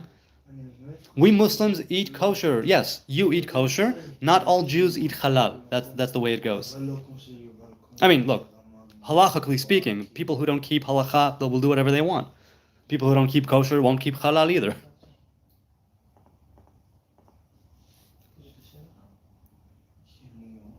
Let's continue. Veganism makes staying kosher a breeze. What are your thoughts on the Neturei Karta? Asks Matthew. Well, my thoughts on the Neturei Karta is that while I can see their point of view and where they base it in the 3 oaths of Shir HaShirim, the Song of Songs, I don't think that they should be so anti-Israel and side with the Ayatollahs of Iran, because they actually do go and participate in anti-Zionist conventions, and they are 100% anti-Zionist. Now, I don't know, maybe it's the kind of thing like you can't be half pregnant. Maybe it's like all or nothing, right, with being an anti-Zionist. I don't know. I get where they're coming from, right? They're saying that the state of Israel is a secular, right, a state based in things that go against the laws of the Torah, and it should be eradicated, and no Jew in his right mind who's a Torah follower will ever want to support the state of Israel or the modern-day Zionism. So I understand where they're coming from. I simply disagree with them. As for them siding with the enemies of the state of Israel, it's difficult for me to say that I see their point of view on that, because the state of Israel is a place of refuge, it's a place of thriving for many, many Jews. And if you're going to support the Jews in the diaspora, you should support the Jews in Israel. Even if you don't support the government, even if you don't support the establishment as such, support your brothers and sisters in the Holy Land. So, I get it and I don't get it.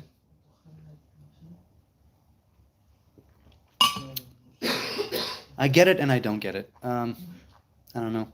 Matthew says, good comparison with half pregnancy, I agree.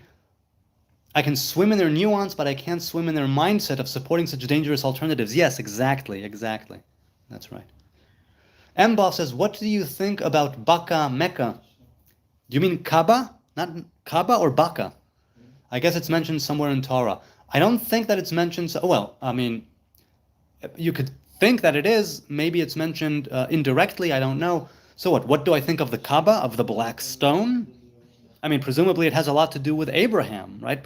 Presumably it has a lot to do with, right? Isn't that where they say, wait, you know what? I don't know enough about the Kaaba. Look, I know that it's the holy place, right? There's Mecca, Medina, and El Quds, right? Mecca, Medina, and Urushalim, and Jerusalem.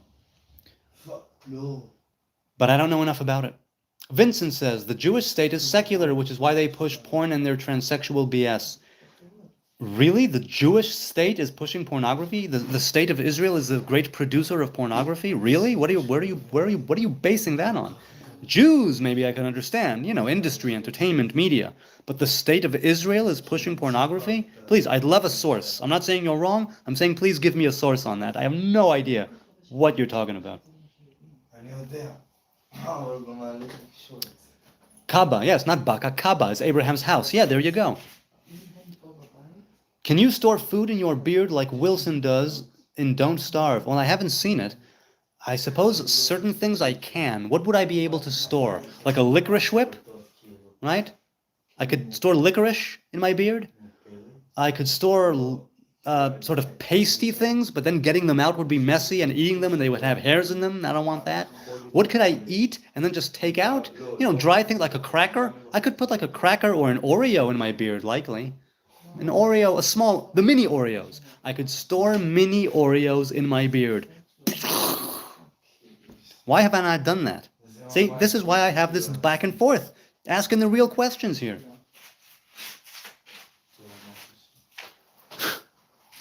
Let's continue. Okay. VK says, I asked a few weeks ago, I didn't understand. Can you please explain slowly who are Zionists according to you? And two, what is the difference between Zionists and Jews according to you? Okay, so there are two types of Zionism. There's Zionism that's based in the Torah, where it says, if you break the covenant and turn away from God, you will be kicked out of the promised land, you will go to the lands of your enemies, you'll be slaves there, and then only when you repent, or when there is repentance going on, then you will be brought back and you will prosper even more than you'll be more prosperous than you have ever been before. If you make tshuva, if you return to the covenant, if you return to the Torah and to the commandments. That is Hebrew Torah Zionism, which means the Hebrew, the land of the Hebrews was promised to the Hebrews so far as they keep the covenant of the Hebrew faith. If they don't keep the covenant, they don't deserve the land, and the land will vomit them out, which has actually happened a few times. Modern-day Zionism has its roots in the middle of the 19th century, and it's not religious in its nature. It's simply, we had an ancestral home, we were kicked out of it, we want to come back to it, we've always maintained a presence there, and now we want to go back there en masse. That's modern-day Zionism, right? Which has its origins right in Europe, and the socialist thinking, the Enlightenment, and all of that. So that's Zionism. I'm both. But I go more, I suppose, with the idea of Torah Zionism than modern-day Zionism when push comes to shove. Two, what is the difference between a Zionist and a Jew? You don't need to be a Jew to be a Zionist. You can support the idea of Jews returning to Judea, even if you're not a Jew. You can support that idea of the ancestral people of the land returning to the ancestral land. Or not the ancestral people, the people returning to their ancestral home. Again, this is not to say that everyone else should be kicked out. If you lived here, by all means live here. We'll have peace. It'll be great. But the Jews returning to Judea, that's what being a Zionist is, and you don't have to be Jewish to do that. Other people say that Jews and Zionists can't coincide. If you're a Zionist, you're not a Jew. If you're a true, real Jew, you're not a Zionist, because of the nature of the state of Israel, the nature of modern-day Zionism. But they don't take into account biblical, historical Torah Zionism, which was always, right, the dry bones, Ezekiel, right, the dry bones. The body is erected, only then is the spirit put into it, called, right, to be put into it. And we are now establishing that body. We are now bringing all the bones together. We are now building the sinew and all of the different, right, and the blood, and everything is now coming together, and only then will the spiritual essence be placed. Something like that. So you could look at it from the point of view of the three oaths of the Song of Songs, and the state of Israel is illegitimate and against God, or you can look at it from the prophet Ezekiel's point of view and the dry bones, where no, you build a physical vessel first, flawed though it may be, insufficient maybe though it may be, but you build it first, then you put the spiritual, then you pour the spiritual essence into it. Was that slow enough, VK? I hope it was. Okay, let's continue. How do you feel about the Amish? I don't know enough about the Amish to tell you how I feel. I sort of get where they're coming from. A simple life, a life of service, a life of submission, a life of commitment to an idea. You know, I get that. Sherm says, what are your thoughts about the violence in the Gaza Strip and the settler colonial? There is no colonialism. In order for there to be a colonialism, there needs to be a mother state. This is the mother state, hence no colonialism. There is settling, I'll give you that, taking place with regards to what you're saying about returning to Judea. So, first of all, right off the bat, the violence in Gaza is the fault of the terrorist organizations that are always seeking to destroy the Jewish people, all Israelis, Zionist and non-Zionist alike, right? There's no two ways about that. Okay. Second of all, Israel makes mistakes, the IDF makes mistakes, some things are illegal and some things are immoral and some things are not okay, definitely, but the terrorist organizations who want to eradicate us, right, convert or die, that's basically what they're saying, and we're saying, no, we want to live. They have a big issue with that, unfortunately. They start the wars, and then they bitch and moan about losing them. So I have no sympathy for the combatants. I have sympathy for the innocent men, women, and children, and babies in the Gaza Strip, and in the West Bank, and all over the world, right? But this is war, and innocent people are always killed in war, unfortunately. So my thoughts on the violence there is that it's unnecessary. Were it not for corrupt Palestinian leadership, were it not for terrorist groups taking over, we would have peace and we would have actual brotherhood in time. But we need to radicalize both sides. We need to take the religious extreme element, the extreme religious element out of both sides. Then we can start building bridges, finding common ground. Eventually, peace, love, harmony, justice, righteousness, and all that good stuff will come our way. But as long as there are people over there who are warmongering ideologues, who are brainwashed with religious extremism on both sides, it won't happen. It's a problem. As for people settling the land, I do believe that certain fringe settlements are illegal. I do believe that certain fringe settlements should be dismantled, if only for a time. But I do believe that in certain cases, there's the security element. Pardon me. There's the security thing, which I don't know a lot about. But can you justify taking land which you should not take simply for strategic security reasons? Maybe, maybe not. It goes on a case-by-case basis. So there are certain settlements where I would say, no, that's not cool. Dismantle it until there's a proper exchange. Dismantle it until there's a proper transfer of land or whatever. But that is not cool. And there are settlements where I say, yes, that's totally cool. They started a war. They lost it. Every place on earth has been conquered and reconquered so many times.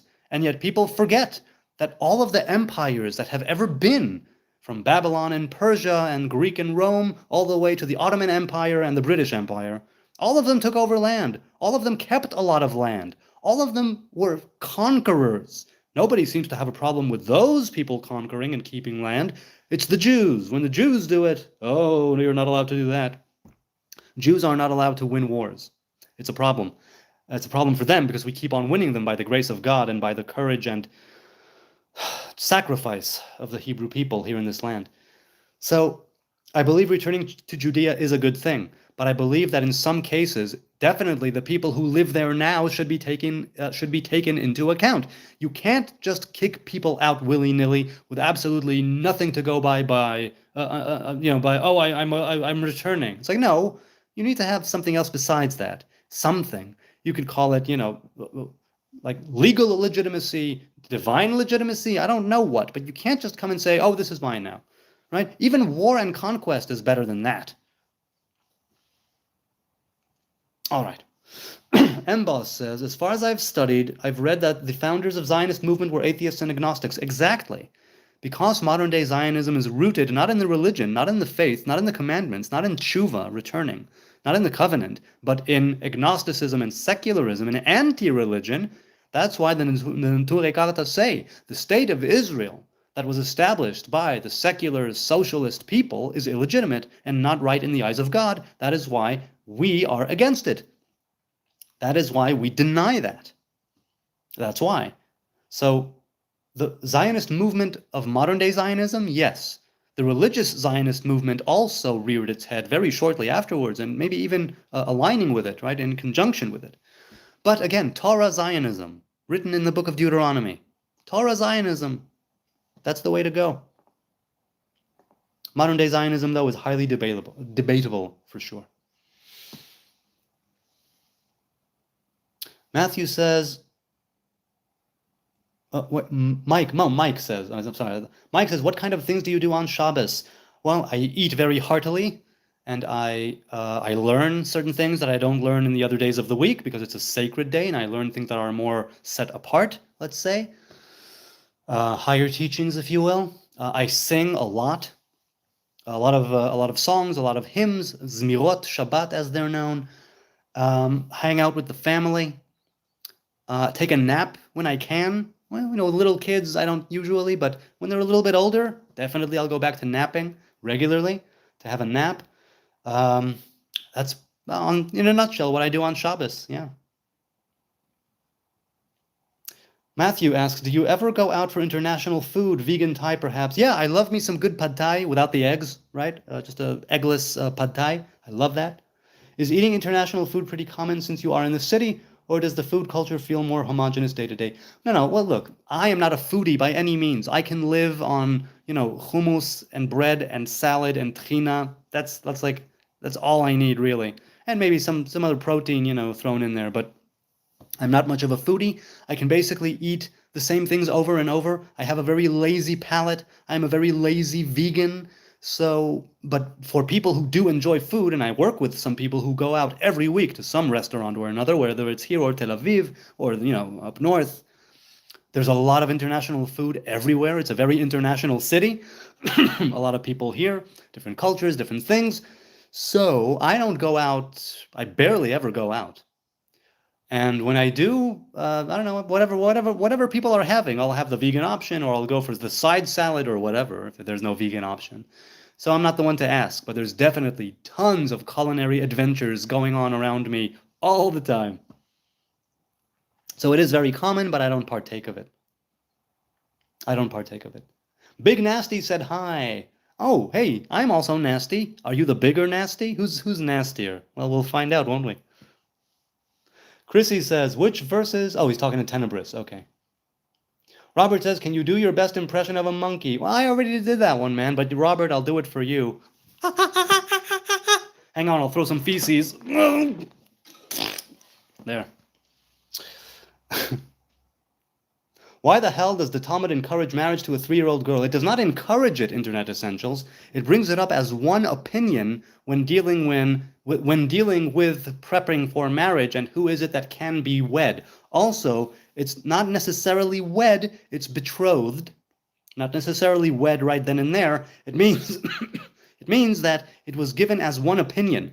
I don't think it was made into strict halacha at the time. It was one sage's opinion. Maybe it was even followed by a few others, but it was not made, it's not mainstay halacha. Mainstay halacha means that the woman needs to be of consenting age and to consent. A woman is not legally halachically married unless she consents to being married.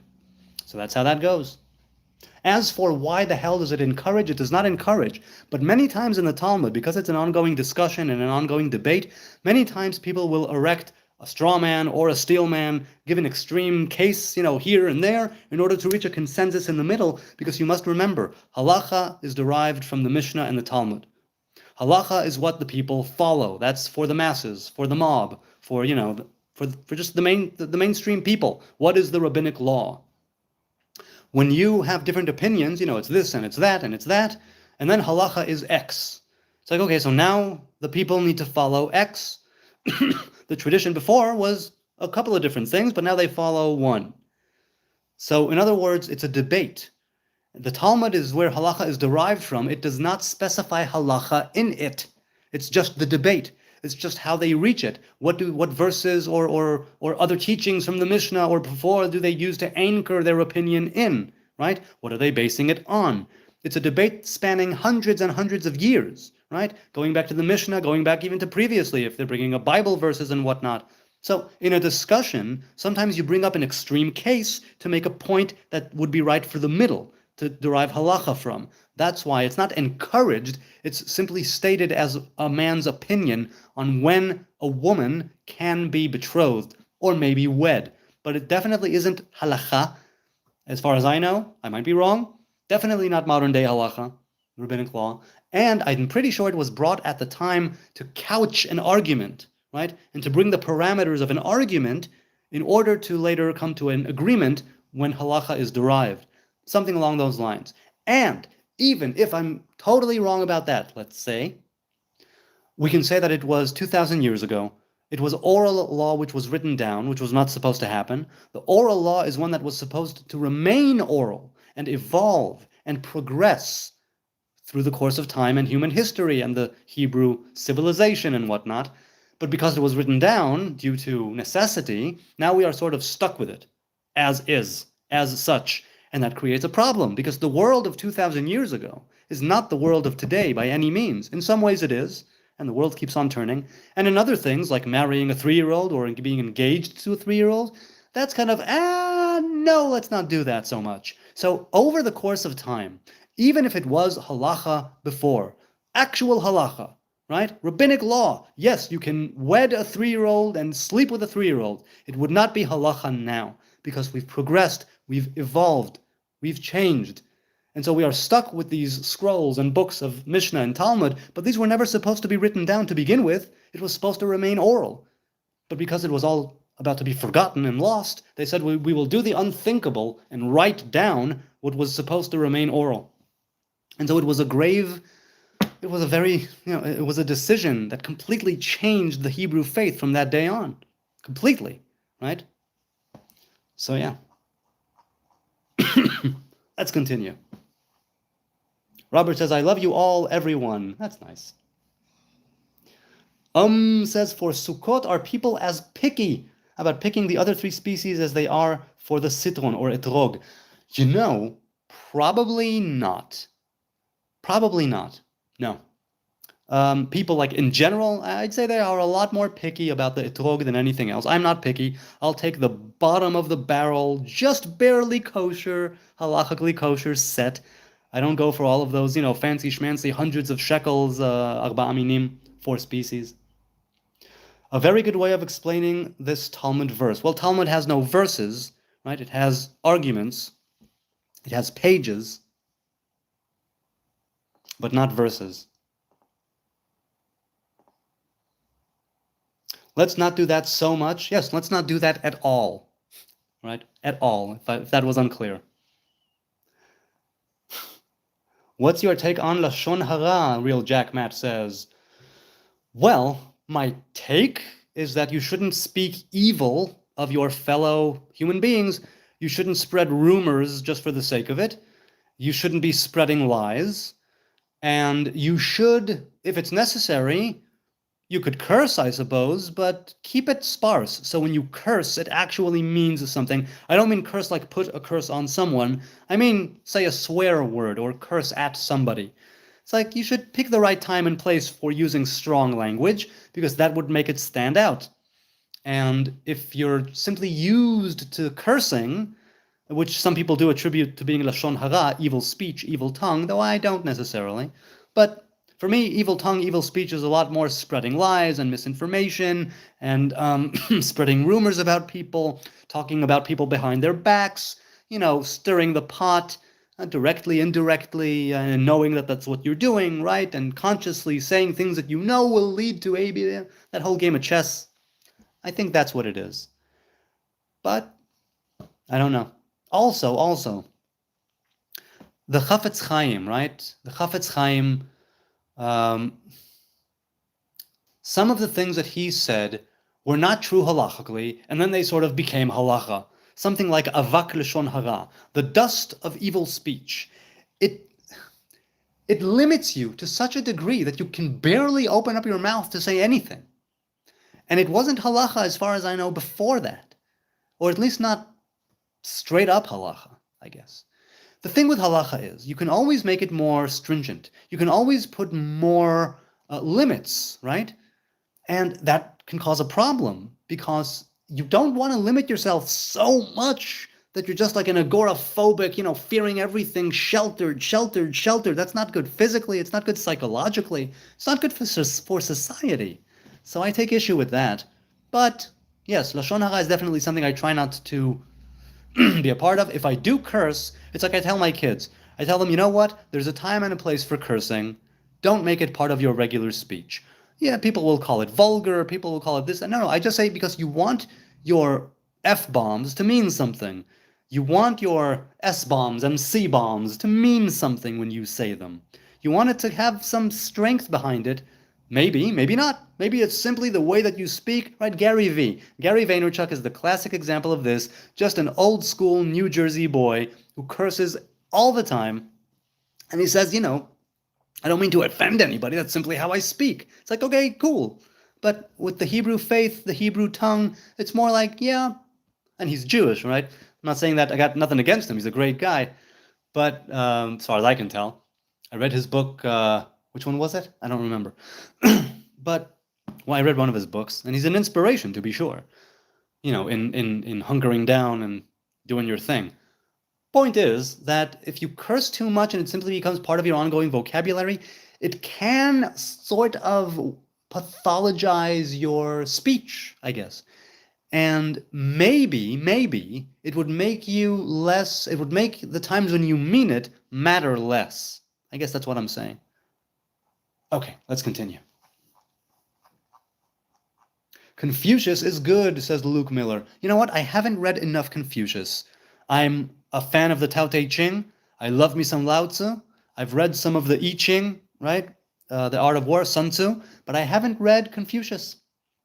I know, a saying here and there, but I haven't read his works. So I'm curious. Maybe I should. Maybe I should. Mboss says, what do you think about the argument of age of consent? Many people bring that because I've read the age of consent was different across history and societies. Yes, this is true. The age of consent is different. What do I think about the argument? I think it's a worthy argument. But here's the deal. When people say age of consent, many times they say, when are you allowed to make like a sexual move? When are you allowed to, to flirt, in the workplace? When are you allowed to approach? When are you this? When are you that? If we're talking sexually speaking, right? When you get married to someone, that's you giving consent. That is you saying, you belong to me, I belong to you. It's you and me against the world. We are all in with each other. Sexually as well. That is the ultimate form of consent. And even within the marriage, you need to get consent. If you're going to do something new, if you're going to do something, you need to get consent. She needs to be down. She needs to be down to do it. Basically. So things of like consent were indeed very different and will continue to be different across history and societies. What do I think about the argument? I think it's a worthy argument. I just think that it's very, very, it's kind of, what's the word I'm looking for? It's odd, right? That on the one hand they say, free love and sex is just a bodily function. You should have sex with anybody, anytime, anywhere. Don't be so puritanical. Don't be so religious. You find someone, you fancy them, your blood is pumping, your hormones are racing. They're into it too. Go sleep with them. It's all good. There's that. And on the other side, there's, but you better not do anything. Don't do anything without consent. Anything can be a microaggression. Even the smallest thing can make them feel uncomfortable, like you're attacking them, like you're a predator, like you're going to rape them. It's like that whole rape culture thing. Okay, so let me get this straight. You're allowed to have sex with anybody, and any sexual thing is permissible, and all of that should be out in the open, and everything is permissible and true and morally equivalent with everything else, and it's all good. And on the other hand, you're telling me I need to get like consent for every single thing, every step of the way. There's a gap there. There's like or it seems to me, and I don't have a good brain, let's put it. I'm not much with the brainings. So it just seems to me that there's a great chasm between those two things. How can those two things actually coexist in society without pandemonium reigning? Which is why I'm all for sex after marriage. Not necessarily every time, anytime, anywhere. I knew that's what I wanted, and that's what my woman wanted. That's something we knew, even though I grew up religious and she grew up secular. And still, we knew, each of us in their own way knew that this is one thing that we want to wait for marriage for. We knew that it was very sacred, even though we wouldn't necessarily use that terminology the same way. So I think it's a good argument to have regarding consent and age of consent and ways in which one might consent. But I think you also need to take into account the fact that things are moving very, very, very rapidly. And maybe they always were, but now it's moving almost too rapidly for our own good in the sense of the dynamic between the sexes. And so many things are thrown into the mix, and it's so difficult, which is why marriage truly does solve these things 99.9% of the time, because then you sanctify this other person, and they sanctify you. They set you apart. You are sacred to each other. That's why it's a covenant. Okay, let's continue. Sun Tzu once said, I didn't say any of the shit people attribute to me. Yes, he did. Amin says, show her ass. Well, we don't have a donkey right now in the house. I can put a donkey emoji, maybe that'll be, and it's not her ass, it's our ass. Does she like black guys? Yeah, she actually does.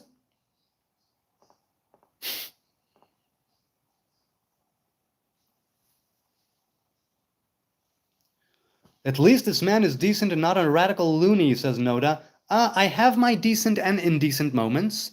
I have my moments of sanity and moments of lunacy, no doubt. I try to err on the side of caution, and I try to be decent when I can afford to. And I also have my bad sides, and I also fly off the handle. But yeah, I Do try. I make a conscious attempt not to be an indecent radical loony. Yeah, I take things on a case-by-case basis. Are you willing to kill for Israel, says Amin. Well, if somebody is attacking me, I am willing to kill. I don't want to. I'm very, very happy. Twice in my life, I had my finger on the trigger. Twice in my life, I took it off the trigger without having to pull it. And I'm very thankful, very grateful, very, very, I mean, what's the word that I could use other than that? I'm very seriously happy I did not need to pull the trigger in either one of those times. That's it. Having my finger there twice was enough. That was enough.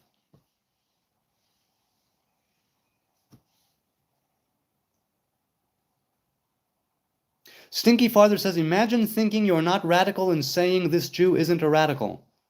I don't know what that means. What do you mean, Stinky Farter? Also, I think you were here before as well, Stinky Farter. Good to see you. Once again, is it an SBD? Is it a loud, boisterous jingle? I ask this. You can't just say you're a farter.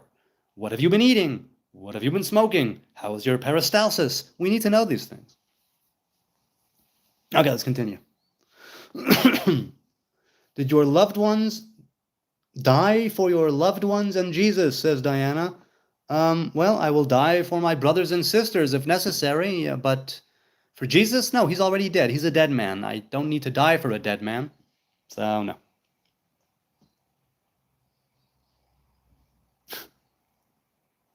HN has trigger discipline, says James Bong. Well, I don't know. I don't know if I have trigger discipline or not. I know that, look, in both cases, it was a frightening scenario, okay? And both of them, look, in both of them, I had my finger on the trigger as a precaution. If if my life was being threatened, I would have pulled the trigger. It was there as a very, very, look, I was under the impression that at any given moment, my life could be threatened. It was something was coming at me, let's put it that way, in both of those times. Something, someone, someones were coming at me. I was in the proximity of something going down that could, in a split second, turn into a life-threatening situation where I would be forced, mind you, to pull the trigger. I'm not a trigger-happy individual. Unless it's, a video game, which I don't play, but I was at the time. So, in both of those times, I suppose I did have trigger discipline, but it was a necessity. You need to have discipline when you're holding a weapon. You must have discipline. This could end a person's life. This is no laughing matter. So yes. Let's continue. I'm in need of a bath. Okay, I'm Canaanite. Hey, FDF, good to see you again. Very good to see you again. Internet says, what name do you call God? I call God many names. Everything that is revelations of the names of God. So depending on the scenario, I'll call God by a certain name. But by and large, I would go with Adonai, which means Lord. Adonut. Are you crazy? Yes, I'm definitely a little crazy. I mentioned this a lot. Like Seal said, we're never going to survive unless we get a little crazy. So I am a little crazy. I believe that it's benefited me over time. And I believe that I exude some craziness, in measure, and that it's helped me over the years. Yes.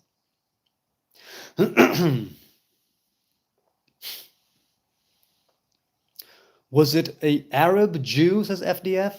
No, I did not I wasn't pointing my weapon at an Arab Jew.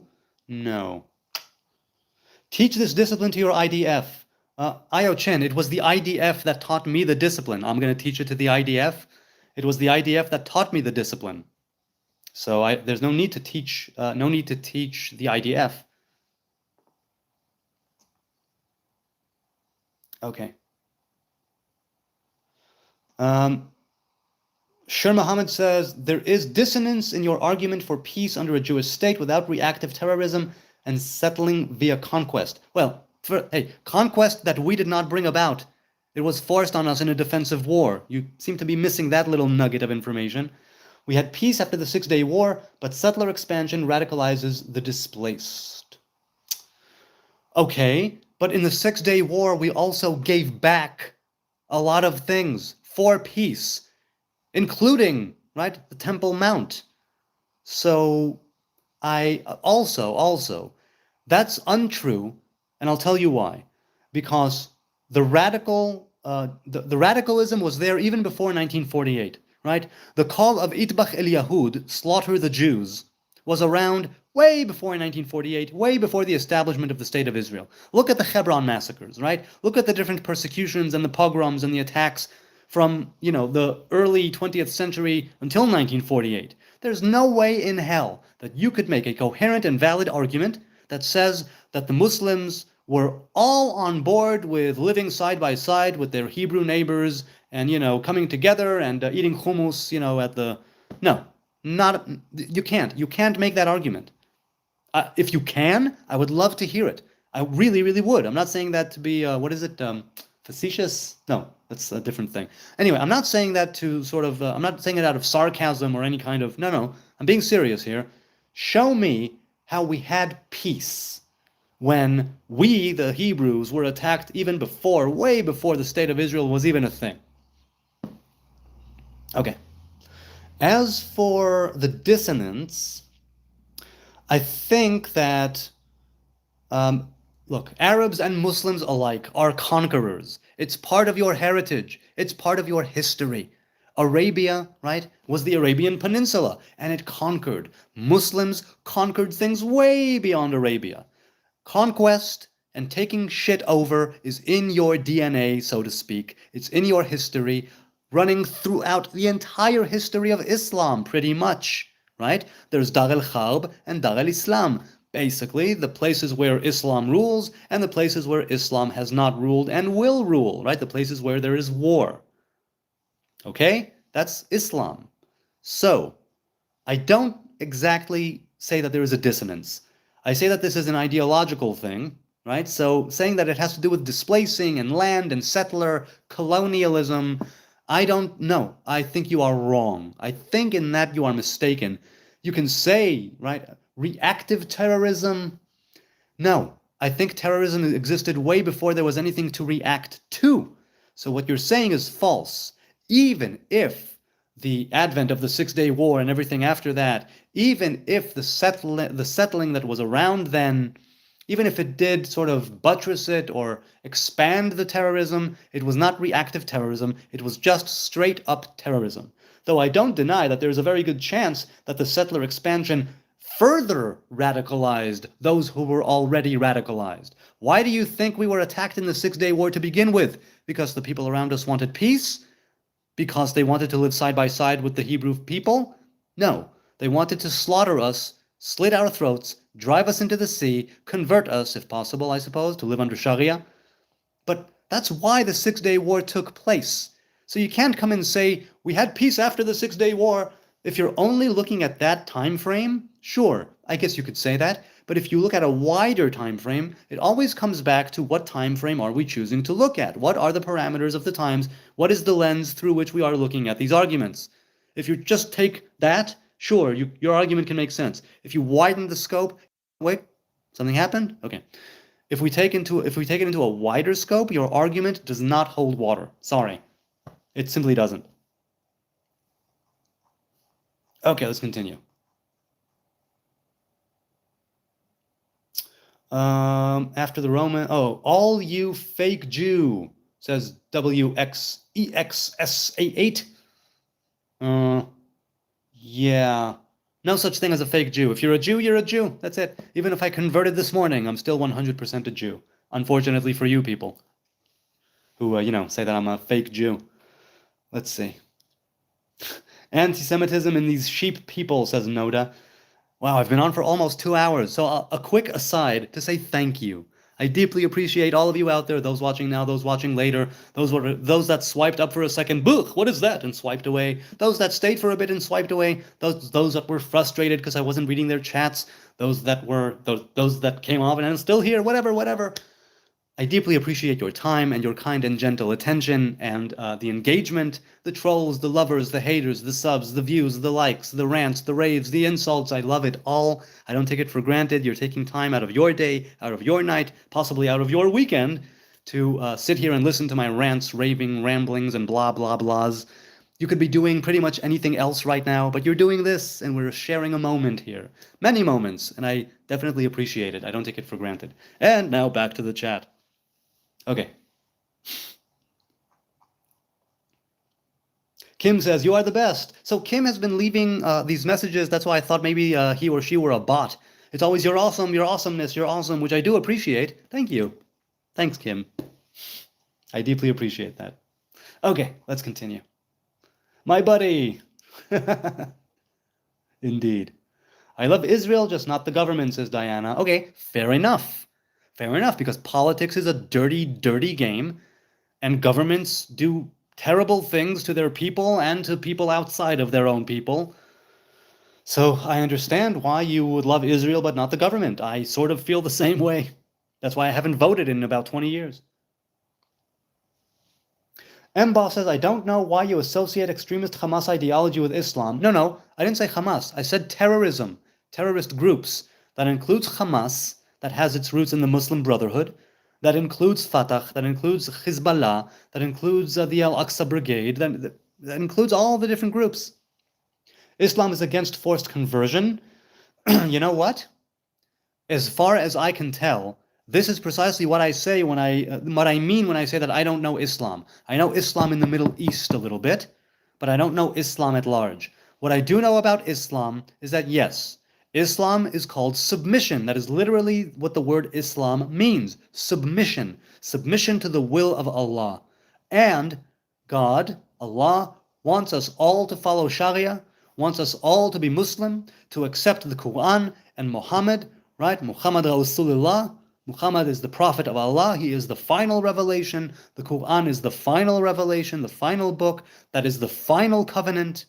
And so we, the Hebrews, keeping an older, more ancient covenant, burns the Muslim ass.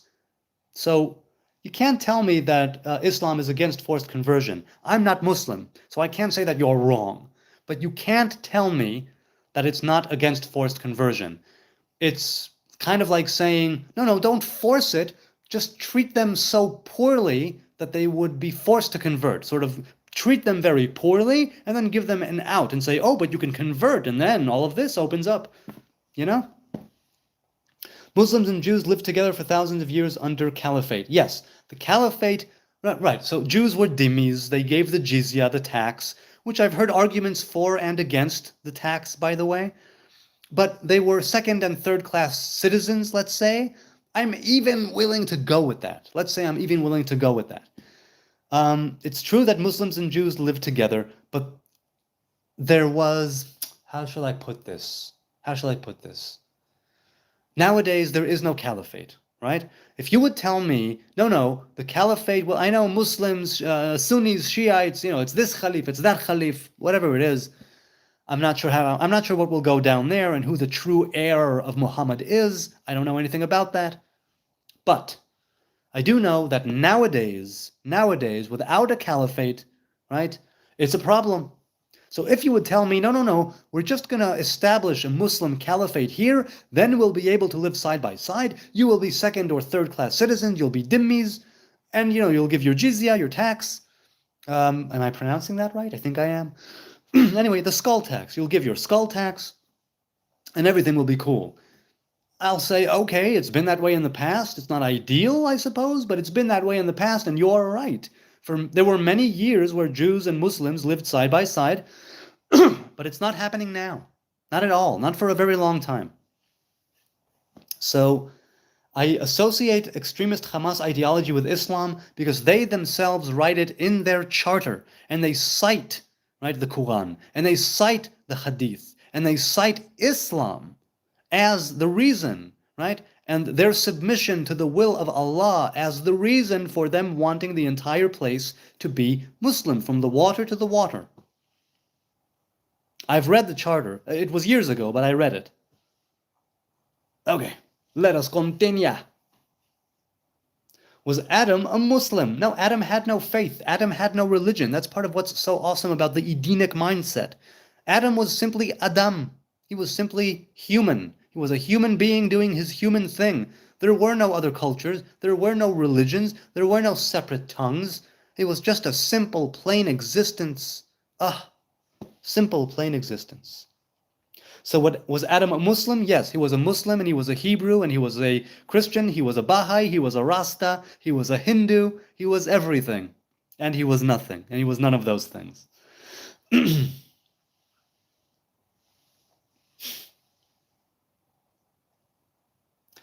Motion says, ironic when Israelis are calling innocent women and children by the calling? You meant killing?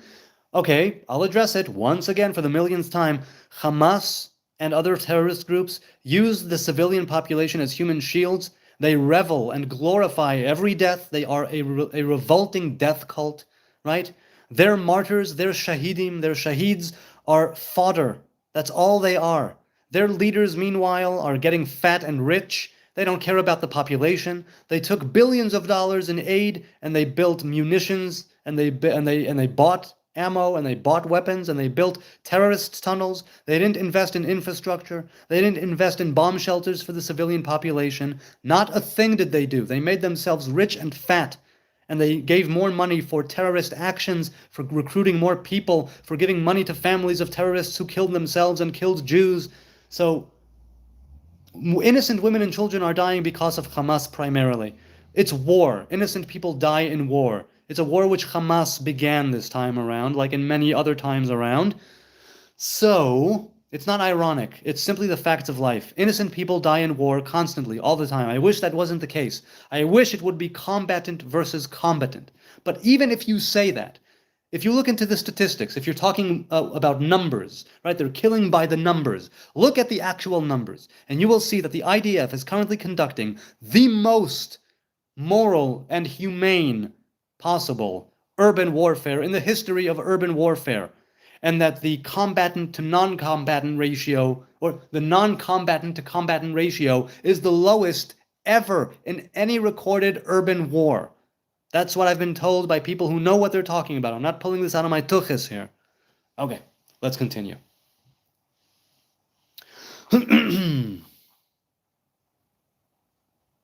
WTF, says I.O. Chin. What about? Salman says, when do you think the Messiah will appear? Today. Today, that's when I think he will appear. What are the debates between rabbis about Messiah's coming time? Well, there are no debates, because if you're talking about a rabbi, we are not supposed to be calculating the end of days. We are not supposed to be calculating the time when Messiah arrives. It's all up to us. He will arrive at this day, right here, right now, even as I'm speaking, if we merit it.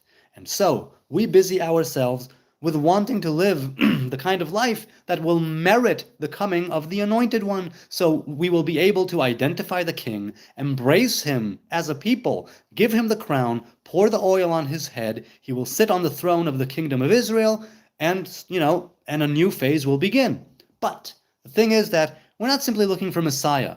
We are looking to be worthy of kingship, or even more than that, bypassing and transcending that whole thing. We don't need a king. We don't need anointed ones. Not priests, not prophets, not kings. What we need is to be good people, follow the Torah, follow the commandments, right? And that will already have us transcend all of those intermediaries, right? We will be the kings. We will be the prophets. We will be the priests. We will be the temple. We will all be the anointed ones. And then humanity, right? It's not a question of Israel being better, more sacred, more knowing, more blah, blah, blah, blah, blah. No supremacy issue here. All of humanity, right? We are all made in the image of God. We all have the capacity of personifying and manifesting the unique image of God in which each and every one of us is created. And when we get that under, when we take that under advisement, all of the middlemen and all of the rituals and all of the places of worship, all of that can go away. But we need to actually merit that. We need to live that out. We need to actually manifest that and carry it out in reality. And it happens person by person, day by day. So when do I think the Messiah will appear? Right now, today. I'm expecting. But even if he doesn't, it's all good, because it's up to us. Anar says, you are delulu and full of propaganda. Sure, obviously you would say that. I'm definitely delusional in some ways, maybe. As for full of propaganda, I disagree, because I've lived long enough here in Israel to know that I'm not simply parroting hasbara or propaganda or some sort of an outlook that I was indoctrinated into.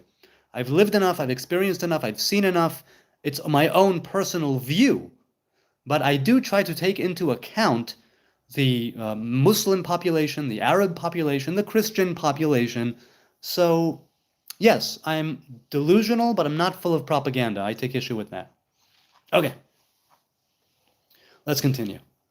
Diana says your Messiah is coming very soon. He is already on the scene, just waiting for the right moment. Yes, there are always people who are potential messiahs, worthy of being crowned, worthy of being anointed, if we make it happen. There is no king without a kingdom. There is no king without his people. In order for there to be a proper king of Israel, we need to embrace his kingship and his rule of law and of right to accept his sovereignty. Meaning that we need to agree that this is the King Messiah, right? Whether it's a King Messiah, not even from the house of David, not even from the tribe of Judah, from some other tribe, from another house, a king, not the final king. A king like any other king that came and passed before. All of the kings lived and died, so will the next one, and the one after that, and the one after that. And if you're talking about the final King Messiah, who is supposed to usher in this end of days thing, take us back to Eden, partaking of the fruit of the tree of life, death is taken away from the world, that's another thing. But as for a king of Israel, even right now at this very moment, there are several people worthy of being crowned, worthy of being anointed. If we will only act in such a way where they will be revealed to us, and we will be able as a people to accept their sovereignty. Yeah. Okay. Are Muslims Noahides? I've heard different answers. Good question. I mean, I would think essentially yes, but yeah, I would think. I know that Chabad is definitely pushing this, the Noahide laws for the Muslims.